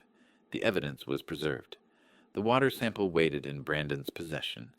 The film photos documented Valerie's murder diary. The names in my wallet would lead investigators to Pierce and Sean. Even if I died here with Martha's ring on my finger, Valerie wouldn't escape. The system would work without me. That's what good engineering meant. Brandon's voice came through the fog, distant and desperate. Stay with me. Please stay with me. I felt hands lifting me, heard multiple voices, now professional and calm. The ambulance had arrived. Equipment sounds, radio chatter, someone saying my vitals in numbers I couldn't process. The last thing I registered was Brandon's voice breaking as he said something to the paramedics. Words I couldn't quite catch, but knew the meaning of my father. Please save my father. Then darkness swallowed everything. What I didn't know, what I couldn't have known in that moment, was that 18 hours later, I would wake up in a hospital bed, and the real reckoning would begin. Consciousness came in fragments. Siren wail, Brandon's voice breaking as he spoke into his phone. The ambulance ceiling tiles blurring past paramedics' hands, checking pulse points I could barely feel. The last thing I remembered clearly was finishing the pee in my hallway floor, Martha's ring heavy on my finger. Now I was horizontal, moving fast, Brandon's face swimming in and out of focus above me. BP dropping, someone said clinically. 60-year-old male, severe dehydration, altered consciousness. ETA 4 minutes. I tried to speak, tried to tell them to check for arsenic, check my fingernails, but my throat wouldn't work. Everything felt distant, like I was watching through thick glass. Brandon's hand gripped mine. His other hand held his phone pressed to his ear. "Walter!" He collapsed. Brandon said, his voice shaking. V and P carved into the floor. He knew Walter. He knew about all of it. Send everything to the detective right now. The ambulance was moving. That meant I was still alive. That meant the system was still working. Fourth needle in my arm. Oxygen mask on my face. Voices discussing fluids and vitals and possible sepsis. They didn't know yet. Couldn't know yet. But the evidence would tell them what my voice couldn't. I'd built the system to work even when I couldn't. Brandon later told me that the moment he called from the ambulance, Walter immediately executed the contingency plan from his office 15 miles away. Walter grabbed his phone and called the detective's direct line. "Detective, it's Walter Gibbs," he said. "Evidence package is uploading now. Attempted murder in progress. Victim is being transported to Meridian County Medical Center as we speak. Evidence package is uploading now. Attempted murder in progress. Victim is being transported to Meridian County Medical Center as we speak." My father had built a system that worked even when he couldn't, even when he was dying. Maybe especially when he was dying. In the ambulance, Brandon stared at the photo on his phone, the image he'd taken before the paramedics arrived. 2 letters carved into worn oak flooring, V plus P. V for Valerie, P for Pierce. His father had used his last conscious moment to leave evidence. Not a cry for help, not random confusion. Deliberate, calculated evidence carved with his mother's wedding ring. That's when it hit him. The tactical forgiveness after the dinner, the careful documentation, the way his father had looked increasingly sick over the past month, but had insisted on waiting on gathering more evidence, on being methodical. He'd known. For weeks, maybe, the whole time since the dinner, his father had known Valerie was poisoning him, and he'd let it happen. "Sir, we're pulling in now," one of the paramedics said as the ambulance jerked to a stop. The emergency bay doors flew open. Orderlies rushed the gurney inside Brandon, jogging alongside, still gripping his father's hand. Voices calling out medical codes, nurses converging the organized chaos of an emergency room receiving critical patient. As they wheeled me through those automatic doors past the triage desk and into treatment room 3, I heard fragments of conversation. Standard emergency protocol. Fluids, blood work. Possible causes discussed: dehydration, stress, cardiac event infection. What they didn't know yet was that this wasn't random illness or stress or arthritis. This was systematic poisoning, and the proof was in my fingernails. Brandon stood frozen in the waiting area as they took his father behind the treatment room curtain. The V plus P photo still glowed on his phone screen. He'd let her poison him. The realization kept hitting in waves, each one worse than the last. For 4 weeks, his father had let Valerie slowly kill him, just so the cameras would capture enough evidence that she could never claim ignorance or accident. Every Tuesday and Friday visit. Every meal she brought with that practiced smile. Every concerned question about his health. His father had accepted it, all documented it, all endured it all. The tactical forgiveness after the dinner wasn't mercy. It was strategy. Brandon sank into a plastic waiting room chair, his hands shaking. "You stubborn brilliant," he whispered to the empty hallway. "You traded your life for evidence." His phone buzzed. "Walter." "It's done," Walter said when Brandon answered. "Everything uploaded. Detective Hartley has it all. She's coordinating with the hospital now. They'll run the right tests." "Walter, he knew," Brandon said, his voice breaking. "The symbol on the floor. That wasn't confusion. That was deliberate. He knew she was poisoning him, and he let it happen." Silence on the other end. "Then your father spent 35 years as an engineer. He built systems. This was just the last one he designed, and it's working exactly as he planned." Brandon looked down the hallway toward the treatment room where doctors were working on his father. "Will he survive it?" Brandon asked quietly. Walter's answer came slow. "I don't know. But even if he doesn't, Valerie won't escape. That's what he built this for." Inside treatment room 3, I felt hands moving efficiently. IV fluids, blood draws vital, sign checks. Voices discussing symptoms and running differential diagnoses. Standard protocol for an elderly man who'd collapsed at home. But in 18 hours, when the blood work came back with unusual patterns, someone would order additional tests. A toxicologist would get involved, and they would find what I needed them to find. The arsenic in my blood, the accumulation in my hair follicles, the deposits in my fingernails that proved systematic, sustained poisoning over weeks. The proof that would transform suspicion into certainty theory, into fact investigation, into prosecution. The woman studying my blood work had the kind of eyes that had seen death before, steady, unflinching, calculating. Dr. Evelyn Thorne didn't know I'd been expecting her for 3 weeks. 18 hours after the ambulance delivered me to Meridian County Medical Center, I woke to fluorescent lights and the steady beep of monitors. My body felt like it weighed 1,000 pounds, every muscle protesting movement, but my mind was clear enough to recognize the figure standing at the foot of my bed. Dr. Evelyn Thorne, 45 years old, chief toxicologist. I'd researched her credentials weeks ago when I was planning this moment. 22 years analyzing poisons. Gray-streaked auburn hair pulled tight, in a bun, eyes that could read death in blood chemistry the way I used to read mechanical tolerances. She looked up from her tablet, noticing I was conscious. "Mr. Vance," she said, her voice professional and careful. "I'm Dr. Thorne Toxicology. Your blood work shows some unusual patterns, organ stress markers that don't align with a typical cardiac event or sepsis. I need to ask you some questions about environmental exposures." I'd been waiting for this conversation since the first Tuesday Valerie brought soup to my house. Check my fingernails. I deliberately didn't cut them for 3 weeks. Dr. Thorne's expression shifted. "Nail clipping analysis," she said almost to herself. "Arsenic deposits in keratin tissue. It's standard forensic toxicology, but doctors rarely order it without cause." She looked at me sharply. "You knew what you were building toward?" Dr. Thorne's expression shifted. Confusion first, then something sharper. Horror mixed with professional recognition. "You knew," she said slowly. "You knew you were being poisoned." "Week 1, I confirmed. Metallic taste in the water. Slight but distinct. I'm an engineer, spent 35 years identifying system failures. I knew something was contaminating my water supply." "And you didn't report it?" Her voice carried disbelief. "You didn't go to a hospital." "I needed evidence," I said, "not suspicion." "Evidence." The cameras had to capture her delivering the poison document. The method proved premeditation. That takes time. The ammonia scent of the hospital faded as I remembered the first metallic taste. 3 weeks ago, the moment I chose to become evidence.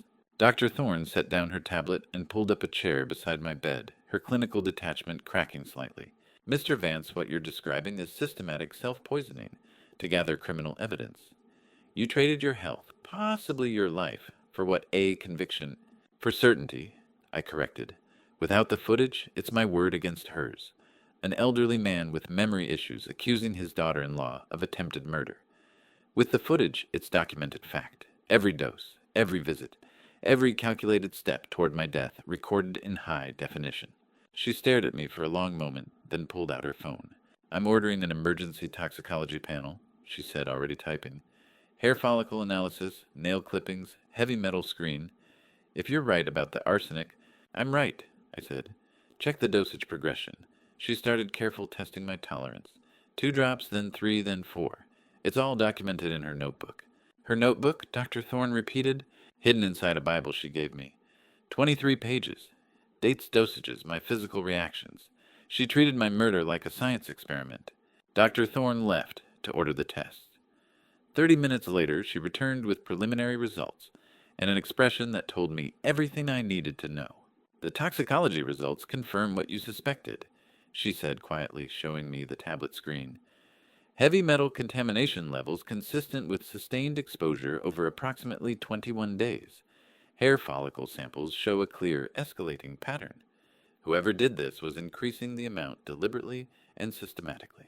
"That would be my daughter-in-law," I said. "Valerie Vance. The water filter in my kitchen will have residue. The cameras will show her administering it." Dr. Thorne picked up the room phone and dialed. "I need to speak with Detective Claire Hartley immediately." "Yes, it's urgent. It's about the Vance case. The door opened, and Brandon stepped in his face, haggard from a sleepless night in the waiting room. When he saw I was awake and talking, relief flooded his features. "Dad," he said, crossing to my bedside, "they said you're stable. They said—" He stopped when he saw Dr. Thorne's expression. "Your father has been systematically poisoned with arsenic over the past 3 weeks," Dr. Thorne said bluntly. "And he knew. He allowed it to continue to gather evidence." Brandon looked at me, his eyes filling with tears he'd been holding back since the ambulance ride. "You let her poison you," he whispered. "For weeks? You knew, and you let her keep doing it." "I'm an engineer," I said, reaching for his hand with fingers that still trembled. "I calculated acceptable risk. The cameras needed time to capture multiple incidents, establish pattern, prove intent. One poisoning could be accident. 4 weeks of documented doses is murder." Brandon's tears fell on my hand, hot and desperate. But I felt only cold engineer's satisfaction, every measured risk, every documented dose, every camera angle calculated to trap her perfectly. "You could have died," Brandon said, his voice breaking. "Still might," I admitted. "But even if I do, Valerie goes to prison. That was the acceptable risk." Dr. Thorne finished her call and turned back to us. "Detective Hartley is reviewing the evidence files now," she said. "She'll be here within the hour to take your statement." My phone, the one Brandon had brought from my house, sat on the bedside table. As if on cue, it buzzed. A text from Walter. "Upload complete. 47 video files." She's watching them now. 15 miles away in the parking lot of Meridian County Medical Center, Detective Claire Hartley sat in her car with her laptop open. Walter's cloud backup had finished uploading 10 minutes ago. 47 video files, each one time-stamped and cataloged. She opened the first file. June 23rd, 11:47 p.m. The video showed Raymond's kitchen captured from the angle of a camera he'd hidden in the cabinet. The image was clear, sharp, undeniable. Valerie Vance entered the frame wearing latex gloves.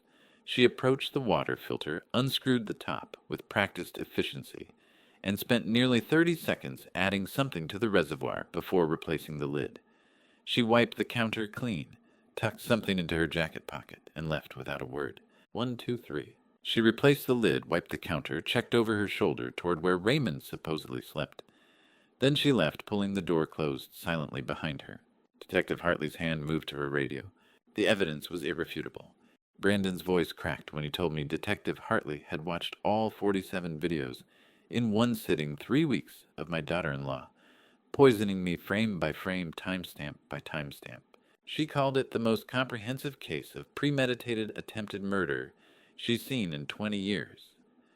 Brandon said, standing beside my hospital bed, where tubes still connected me to machines, monitoring what the arsenic had done to my body.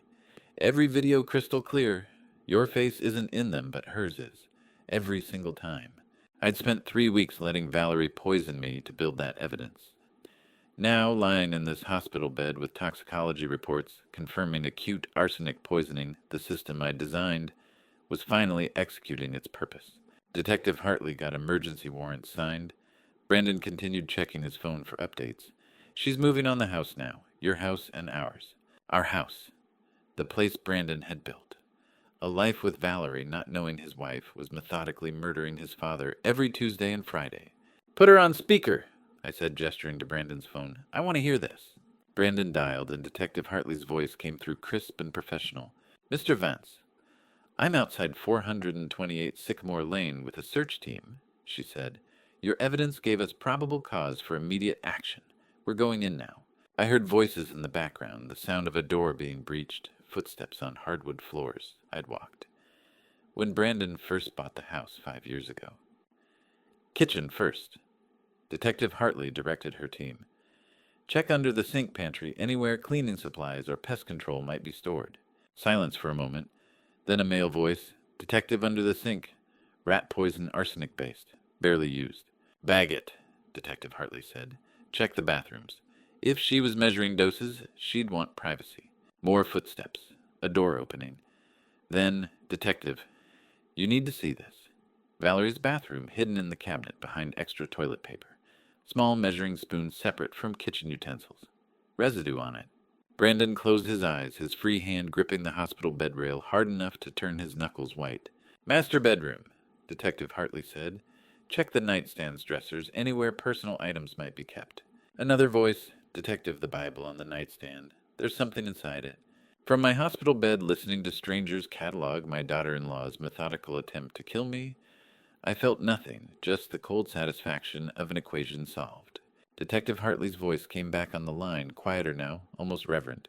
Mr. Vance, she kept a journal, she said. Inside the Bible. Every addition to your water recorded by date and amount. A systematic escalating schedule spanning 3 weeks. She was tracking your decline like a project timeline. What's the bookmark? I asked, knowing Valerie's tendency toward performance, even in her crimes.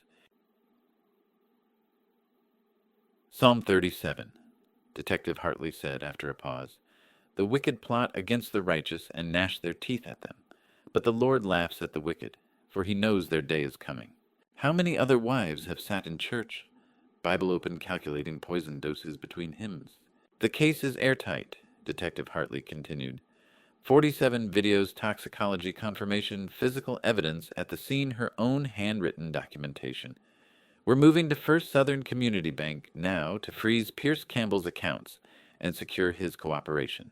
20 minutes later, Brandon's phone rang again. Detective Hartley's voice was tighter now, urgent. They're gone, she said without preamble. Bank manager confirms Pierce processed a large cash withdrawal last night. $48,300. We pulled security footage timestamp 6:14 this morning. Valerie and Pierce loading suitcases into his BMW, tight embrace, driving away together. Brandon looked at me, his expression somewhere between betrayal and vindication. 6-hour head start. I said, doing the math. They knew the evidence would surface once I collapsed. We're issuing an APB now, Detective Hartley said. Every highway patrol officer in 3 states watching for Pierce Campbell's BMW. But Mr. Vance, if they planned this escape in advance, they did, I confirmed. GPS tracker. Brandon planted it in Valerie's suitcase 2 weeks ago. Can you access the signal? A pause. Then Detective Hartley's voice carried new energy. Send me the tracking information, now. Brandon pulled up the GPS app on his phone, his hands shaking as he forwarded the access credentials to Detective Hartley's email. 3 minutes of silence. Then her voice came back sharp with urgency. Jackson Medgar Wiley Evers, International Airport, she said. The BMW is in long-term parking. I'm pulling up flight manifests now. More silence. Keyboard clicking in the background. Then, 2 one-way tickets purchased this morning. Pierce Campbell and Valerie Vance. Flight 2847 to Fort Lauderdale connecting to Grand Cayman Islands. When I asked. Boards in 90 minutes, Detective Hartley said. If they clear security and get on that plane extradition from the Caymans, will take months, maybe never. I heard her moving car doors, slamming engine starting. I'm 40 minutes from the airport, she said.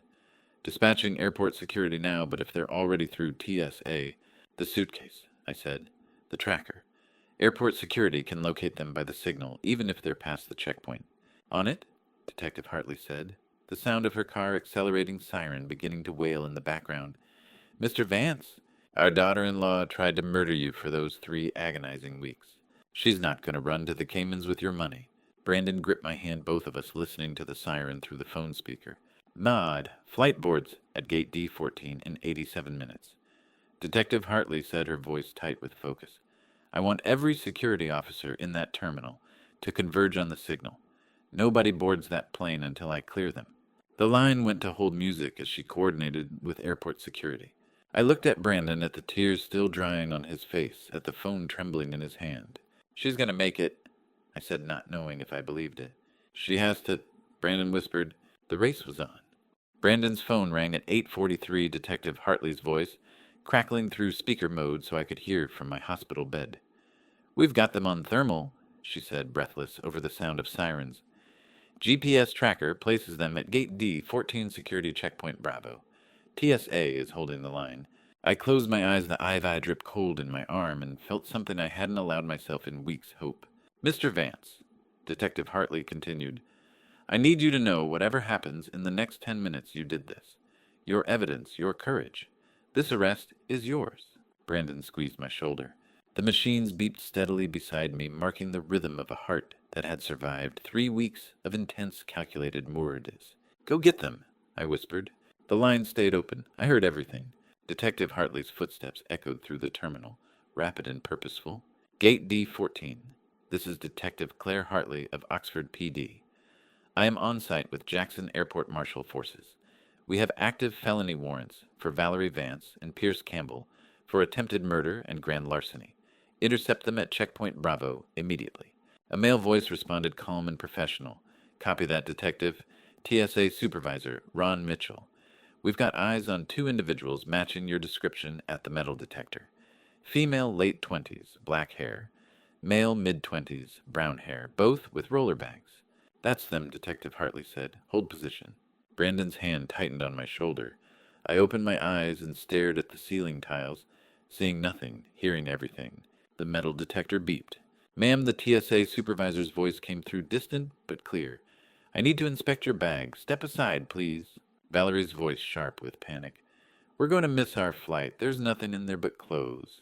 Standard procedure, ma'am. Sir, you too. Both bags need secondary screening. I heard the zipper, the rustle of fabric, then silence. Ma'am, the supervisor said slowly, this bag contains approximately $48,000 in bundled cash.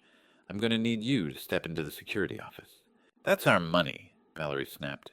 We're allowed to travel with cash. It's not illegal. Amounts over $10,000 require declaration. You didn't declare. And this money? He paused. These bills are sequential. This looks like a bank withdrawal. Pierce's voice quiet and defeated. Val, stop talking. Don't tell me to stop. Valerie Vance. Detective Hartley's voice cut through like a blade. Pierce Campbell. You're both under arrest for attempted murder conspiracy to commit murder, grand theft, and financial exploitation of a vulnerable adult. Hands behind your back. The sound of handcuffs clicking shut was the most beautiful thing I'd ever heard. You can't do this, Valerie screamed. You have no proof. I have 47 videos of you tampering with Raymond Vance's water supply, Detective Hartley said coldly. I have your handwritten records. I have chemical evidence recovered from your home. I have bank records showing $70,500 stolen.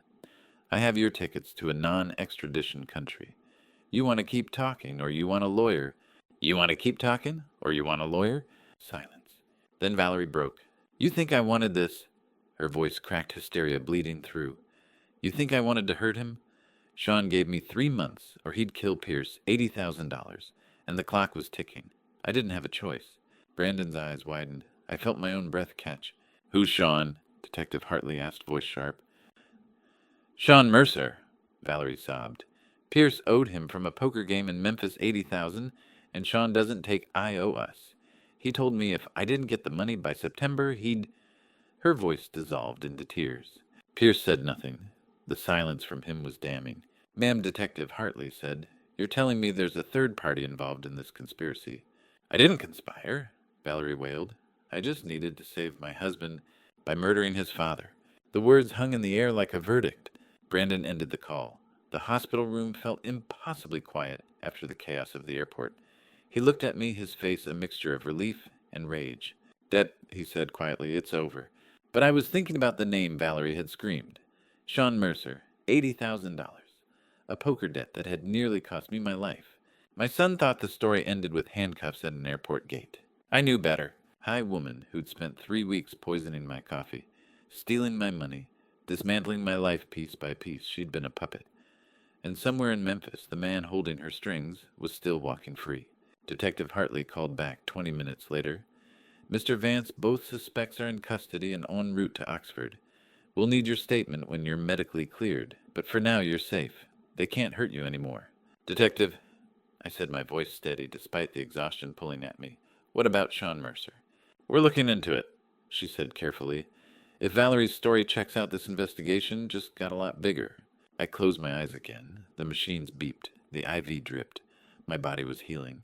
But the engineer in me, the part that had spent a lifetime solving problems, building systems, finding solutions, was already calculating. $80,000, a poker debt, a man willing to orchestrate murder for money. Valerie and Pierce were caught. Sean Mercer was still out there. And I wasn't done yet. Victory tastes like copper and antiseptic when you've poisoned yourself to catch a thief. Dr. Thorne's damage report sat in my lap like an invoice for calculated revenge. 3 days since the airport arrest. 3 days since I'd closed my eyes, believing the worst was over. Dr. Evelyn Thorne stood at the foot of my hospital bed tablet, in hand, her expression carefully neutral. "Your liver enzymes are stabilizing," she said, scrolling through test results. "But the kidney damage is significant. You deliberately let someone poison you for 3 weeks.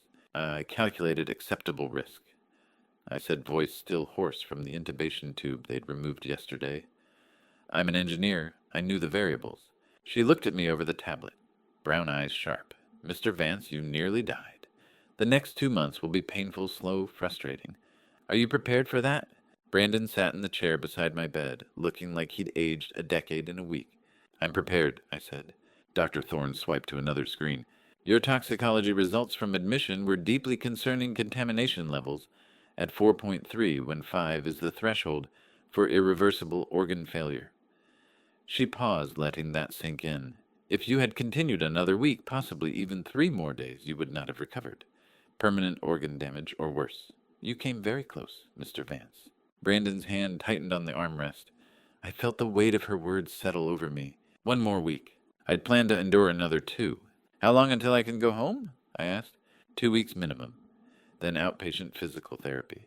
Weekly blood draws medication management. Full recovery timeline is 3 to 6 months, assuming no complications. The peripheral neuropathy in your hands and feet may be permanent. The tremors, the pins and needles sensation crawling through my fingertips, the weakness in my legs. I'd traded 18 months of evidence for 6 months of recovery. The math still worked. 5 days after the arrest, I sat upright without support for the first time. It shouldn't have felt like an accomplishment. I was 60 years old, a man who'd spent 4 decades climbing scaffolding, drafting blueprints, lifting steel beams. Sitting up should have been automatic. Instead, it took every ounce of concentration I had.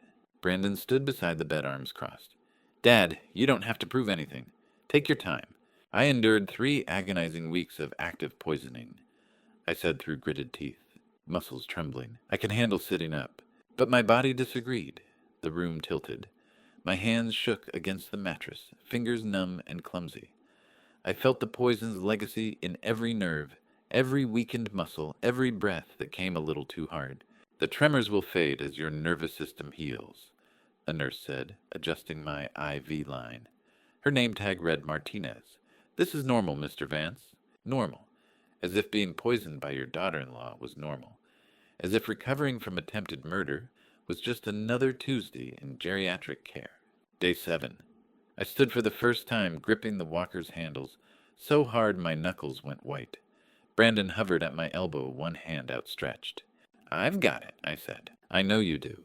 But he didn't move. The walker felt like a cage, 60 years of independence reduced to 4 aluminum legs and rubber feet. I shifted my weight, testing my legs. They held. Barely. The neuropathy made my feet feel distant, disconnected.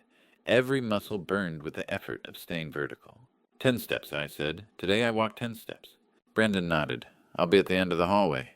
He walked ahead, positioning himself 10 steps down the corridor. Arms at his sides, eyes locked on mine. Waiting. I took the first step. Pain shot through my calves, sharp and electric. The walker rattled against tile. My vision blurred at the edges. 1 step. 2. The hallway stretched impossibly long.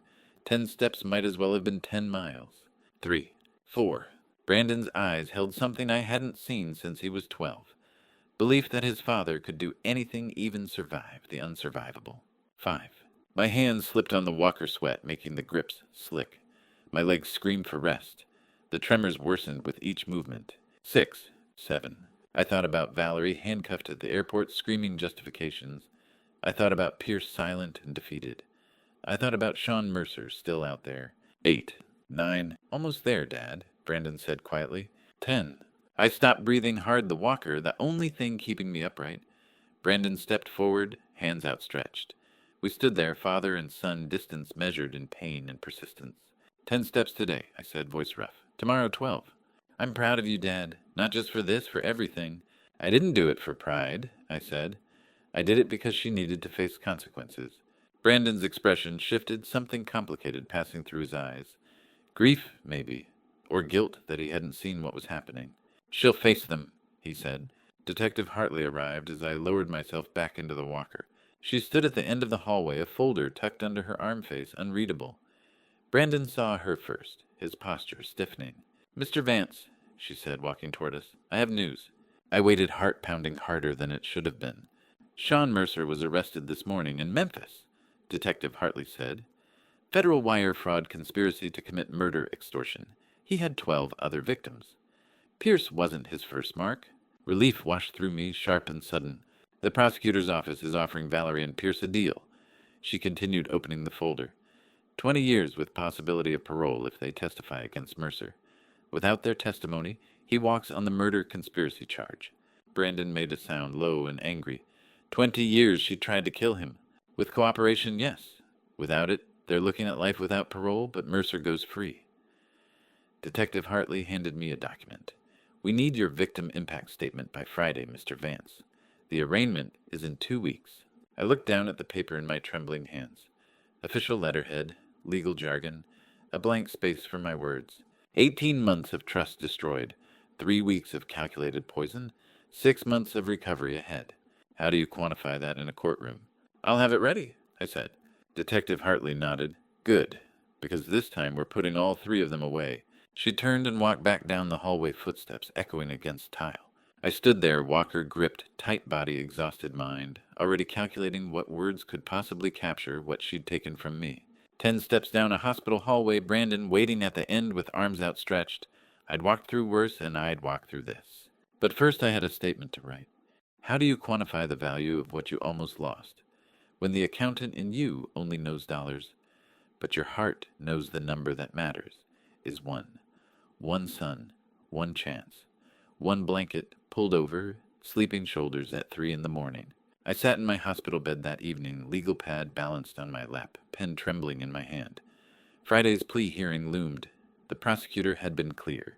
Victim impact statements carry weight. Tell the court what was taken. I had written 3 drafts already. Draft 1, clinical accounting of stolen funds and organ damage. Draft 2, angry recitation of betrayal. Draft 3, line-by-line documentation of every crime. All true, all accurate, all completely missing the point. "Dad, you don't have to make it perfect," Brandon said from his chair beside the bed. He'd been there for 3 weeks, barely leaving. "Just tell them what she took from you." "I can list every dollar, every organ, every lost day of health," I said, staring at the yellow paper. "But that's not what she stole." "Then what did she steal?" I looked at him, messy hair, wrinkled shirt, exhaustion carved into his face. He'd put his entire life on hold to sit in this room. "I don't know how to write it," I said quietly. The truth was simpler and more devastating than any dollar amount. I couldn't quantify what I'd almost lost, because I'd spent 20 years not valuing it properly in the first place. Brandon stood stretched. "I'm going to the cafeteria. Want anything?" "I'm fine. Back in 20 minutes. He left. The room settled into hospital quiet machines, beeping fluorescent lights humming. I picked up the pen again. "To the court," I wrote. "The defendant stole—" I stopped, crossed it out. Valerie hadn't just stolen money. She'd stolen time. Months of health I'd never recover. The simple dignity of drinking coffee without wondering if it would kill me. But even that wasn't the center of it. I set the pen down, closed. My eyes felt exhaustion pulling at me. I woke at 3 in the morning, pain radiating through my kidneys, sharp enough to pull me from sleep. The room was dark, except for the machine's soft glow and parking lot lights filtering through the blinds. Brandon was asleep in the chair, head tilted at an uncomfortable angle. 3 weeks he'd been here. 3 weeks away from work, from his apartment, from his life. I watched him sleep, this son I'd raised with careful distance, believing independence was respect, and space was love. The engineer in me had built systems to protect him. College fund, trust accounts, life insurance, all the scaffolding of financial security. But I'd forgotten the foundation. 18 months of poisoning, but I'd poisoned 20 years with distance. The realization hit like physical pain. All those years I'd congratulated myself for not being a burden for solving problems, alone for teaching self-reliance by example. Really, I'd just been building walls and calling them boundaries. I'd calculated acceptable risk with arsenic, but never calculated the cost of emotional distance. Turns out both are measured in what they steal from your body, 1 cell at a time. Valerie had tried to kill me for money, but I'd been killing something more valuable through neglect, the connection that makes survival worth the effort. This terrible price organ damage, months of recovery. 3 weeks in a hospital bed had bought understanding I should have had for free. Brandon stirred in his sleep, shifted uncomfortably.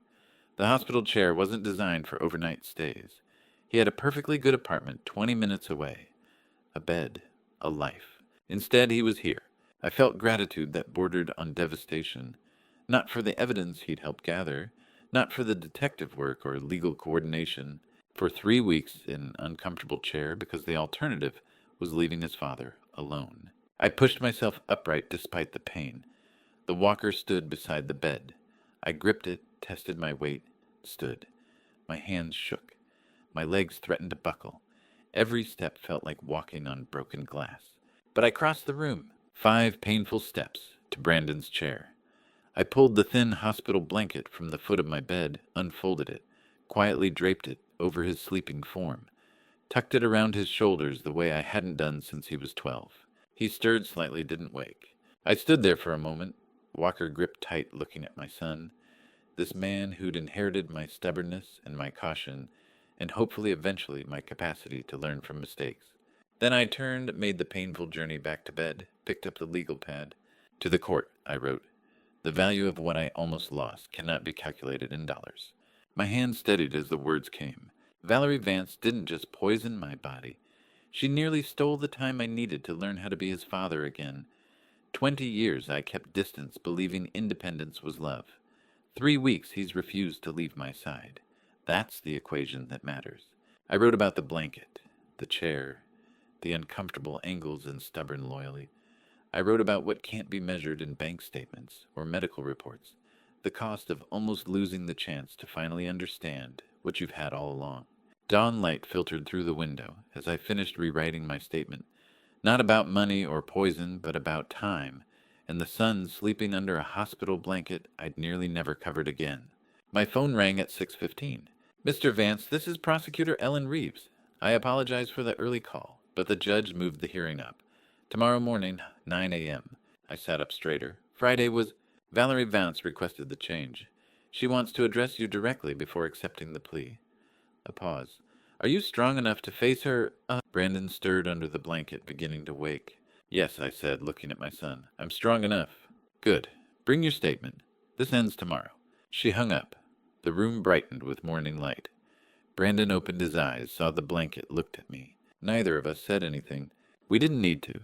I didn't attend my would-be killer's sentencing in person because the man who needed that confrontation died somewhere between arsenic dose 14 and the 3 a.m. moment I covered my sleeping son with a blanket. 6 weeks post-collapse. I sat upright in my hospital bed without assistance, watching the courthouse feed on the wall-mounted screen. Brandon stood to my left, Walter Gibbs to my right. Both had arrived an hour early, neither willing to let me watch this alone. Before the hearing starts, Brandon said, tablet in hand, you need to see this. He pulled up Vance Systems financials. I braced for damage. She stole $48,300 in company cash, exploited our credit line for another $12,000. We temporarily laid off 3 employees. He swiped to another screen, but 7 major clients increased contracts after learning what happened. They said they want to work with a company that has integrity when it costs something. Revenue is up 12%, Dad. Walter nodded. Crisis reveals character. Yours revealed the kind worth investing in. The screen flickered. The courthouse feed went live. Judge Margaret Holloway presiding, a stern woman in her late 50s, with iron gray hair and reading glasses. All rise, the bailiff called. Valerie entered frame in orange jumpsuit flanked by her defense attorney, hands cuffed, hair pulled back, face pale. She looked small, diminished. 6 weeks ago I'd have needed to be there, to see her face, to watch her answer. Now, watching through a screen felt appropriate. She was already distant, already past. I don't need to be in that courtroom, I said quietly. Justice doesn't require my presence anymore. Brandon glanced at me, understanding in his eyes. Judge Holloway shuffled papers. We're here for the plea and sentencing of Valerie Vance and Pierce Campbell. Prosecutor Reeves, proceed. Ellen Reeves stood voice, steady. Your Honor, the state recommends acceptance of the plea agreements. The defendants cooperated in prosecuting Sean Mercer, who was convicted last week, 12 years federal facility. I hadn't known Mercer's sentence had come through. 12 years? the puppet master finally caught. The defendant, Valerie Vance. Reeves, continued, kept a journal of poison doses inside her Bible. Methodical, premeditated, attempted murder. We have 47 videos showing her administering arsenic over 18 months. Valerie's defense attorney, Robert Shepard, stood. Your Honor, my client acted under extreme duress. Sean Mercer threatened her husband's life. Duress doesn't justify attempted murder, Counselor, Judge Holloway said flatly.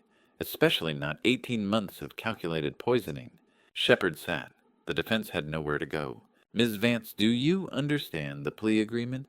22 years possibility of parole after 18. Yes, Your Honor.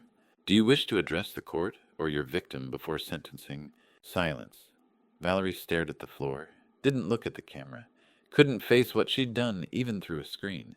No, Your Honor, she whispered. Judge Holloway's gavel cracked. 22 years, no parole eligibility for 18. Bailiff remand the defendant. Pierce Campbell's sentencing followed. Conspiracy and bank fraud, 12 years. He stood silent and defeated exactly as he'd been at the airport. I sat in silence as the screen went black, haunted by a chilling realization. Countless vulnerable seniors out there are likely facing similar silent threats, completely defenseless, without the specialized tools or technical expertise to expose their abusers. Justice served, Walter said. 22 years is a long time. Walter pulled a folder from his briefcase. Raymond, there's something you should see. 3 cases in 6 months, all Meridian area, all elderly victims exploited by family, all financial abuse. None had evidence to prosecute. I opened the folder. 3 victim profiles. Agnes Porter, 72, daughter, stole retirement funds, no proof. Harold Brennan, 68, nephew, drained accounts, insufficient evidence. Margaret Quinn, 75, caretaker, embezzled savings, suspected, but never charged. 3 victim files on the bed. Walter brought me the blueprint for what comes after survival building systems that protect the vulnerable. I used 35 years of engineering experience to protect myself, I said. Not everyone has that. Brandon leaned forward. So we build it for them. Camera systems, account monitoring, pattern recognition turn your survival into their protection. The idea crystallized, not just healing from what happened, using it to prevent it from happening to others. A foundation, I said. Technology-based elder protection. Low-cost monitoring, automated alerts, documentation protocols. Walter smiled. I can connect you with funding sources. Grants, donations, corporate sponsors. We have the technical expertise, Brandon added. I can design the architecture. Advanced systems can manufacture at cost. The hospital room transformed. No longer a place of recovery, now a planning space. Brandon grabbed the whiteboard, started sketching system diagrams. Walter made notes about legal structures. I watched them work, feeling something I hadn't felt in years, purpose beyond profit. Valerie had tried to kill me for money. Instead, she'd given me a reason to build something that mattered. Walter gathered his files. I'll bring full case documentation next week. These 3 families need help. Brandon continued sketching whiteboard filling with network architecture. I turned to the window. Meridian sunset painted the sky orange and purple. 6 weeks ago, I'd wondered if I'd see another sunset. Now I was planning how to use however many I had left. Given a second chance, the question wasn't why I'd survived. It was what to build with it. My phone rang. Unknown number. Mr. Vance, this is David Kramer with Southeastern Life Insurance. I'm calling about your $500,000 policy. I tensed. The policy Valerie had taken out, naming herself beneficiary. We're reversing the cancellation, Kramer continued. Your case created legal precedent, attempted murder voids, beneficiary claims. The policy is yours, Mr. Vance.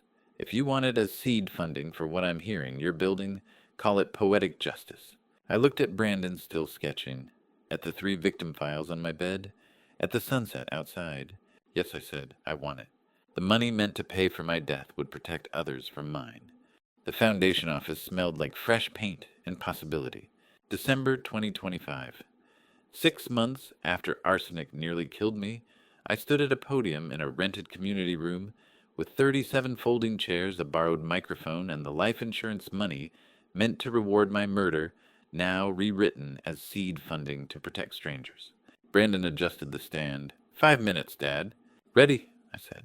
I didn't tell them everything that night. They'd heard enough tragedy of their own. I told them the part that mattered, that I had been exactly where they were sitting. Scared. isolated, certain that speaking up would only make things worse. Silence protects predators, I said. Evidence protects families. 3 people approached me afterward. Dorothy Richardson, 74, whose grandson was siphoning small amounts she couldn't prove leaving her rationing medications. Eugene Foster, 69, holding forged checks his daughter swore she'd repay 8 months ago. Linda Carmichael, 76, whose niece had moved in to help and stayed to threaten. 3 faces that looked like mine had 6 months earlier. Brandon stood beside me with his tablet already scheduling site visits. Walter documented every name, every case number, every detail that would become the Foundation's first official files. 1 week later, Lauderdale County honored me with its Outstanding Citizen Award. I accepted it and said what I meant. The award belonged to my son, who never left my bedside, to Walter, who built the evidence system that kept me alive, and to every victim brave enough to speak when silence felt safer. Afterward, 3 more people found me with their stories. 6 cases now, more arriving weekly. The Foundation had barely opened its doors, and already the need was larger than one near-death experience could contain. The work was just beginning. And to you listening to my story, remember this. Silence protects predators, but truth protects families. For 20 years, I kept my distance from Brandon, thinking independence was respect. I was wrong. Don't make my mistake. Don't wait for tragedy to realize that the people who love you need to hear it, see it, feel it. I spent 3 agonizing weeks being poisoned because I was too proud to ask for help earlier. Pride nearly killed me. This dad revenge family story isn't just about catching a thief. It's about what happens when family betrayal. Revenge becomes your reality, and you have to choose between giving up or fighting back. I chose to fight, but I couldn't have done it without my son. The dad revenge family lesson I learned is this. When someone you trust becomes the threat document, everything speak up and protect yourself legally. I believe God gave me the strength to endure those 3 terrifying weeks for a reason, so I could help others facing the same family betrayal revenge that almost destroyed me. If my story resonated with you, please leave a comment below. Tell me what you would have done in my situation. Share this video with someone who needs to hear that elder abuse can be stopped. And if you believe in speaking truth about family betrayal, subscribe to Dad's Sweet Revenge for more stories about justice, courage, and second chances. Thank you for staying until the very end. Your time matters to me. One final note. While the core message of this story is real and important, certain details have been fictionalized for storytelling purposes. What matters is the lesson: speak up, document everything, and never let silence protect those who harm the vulnerable.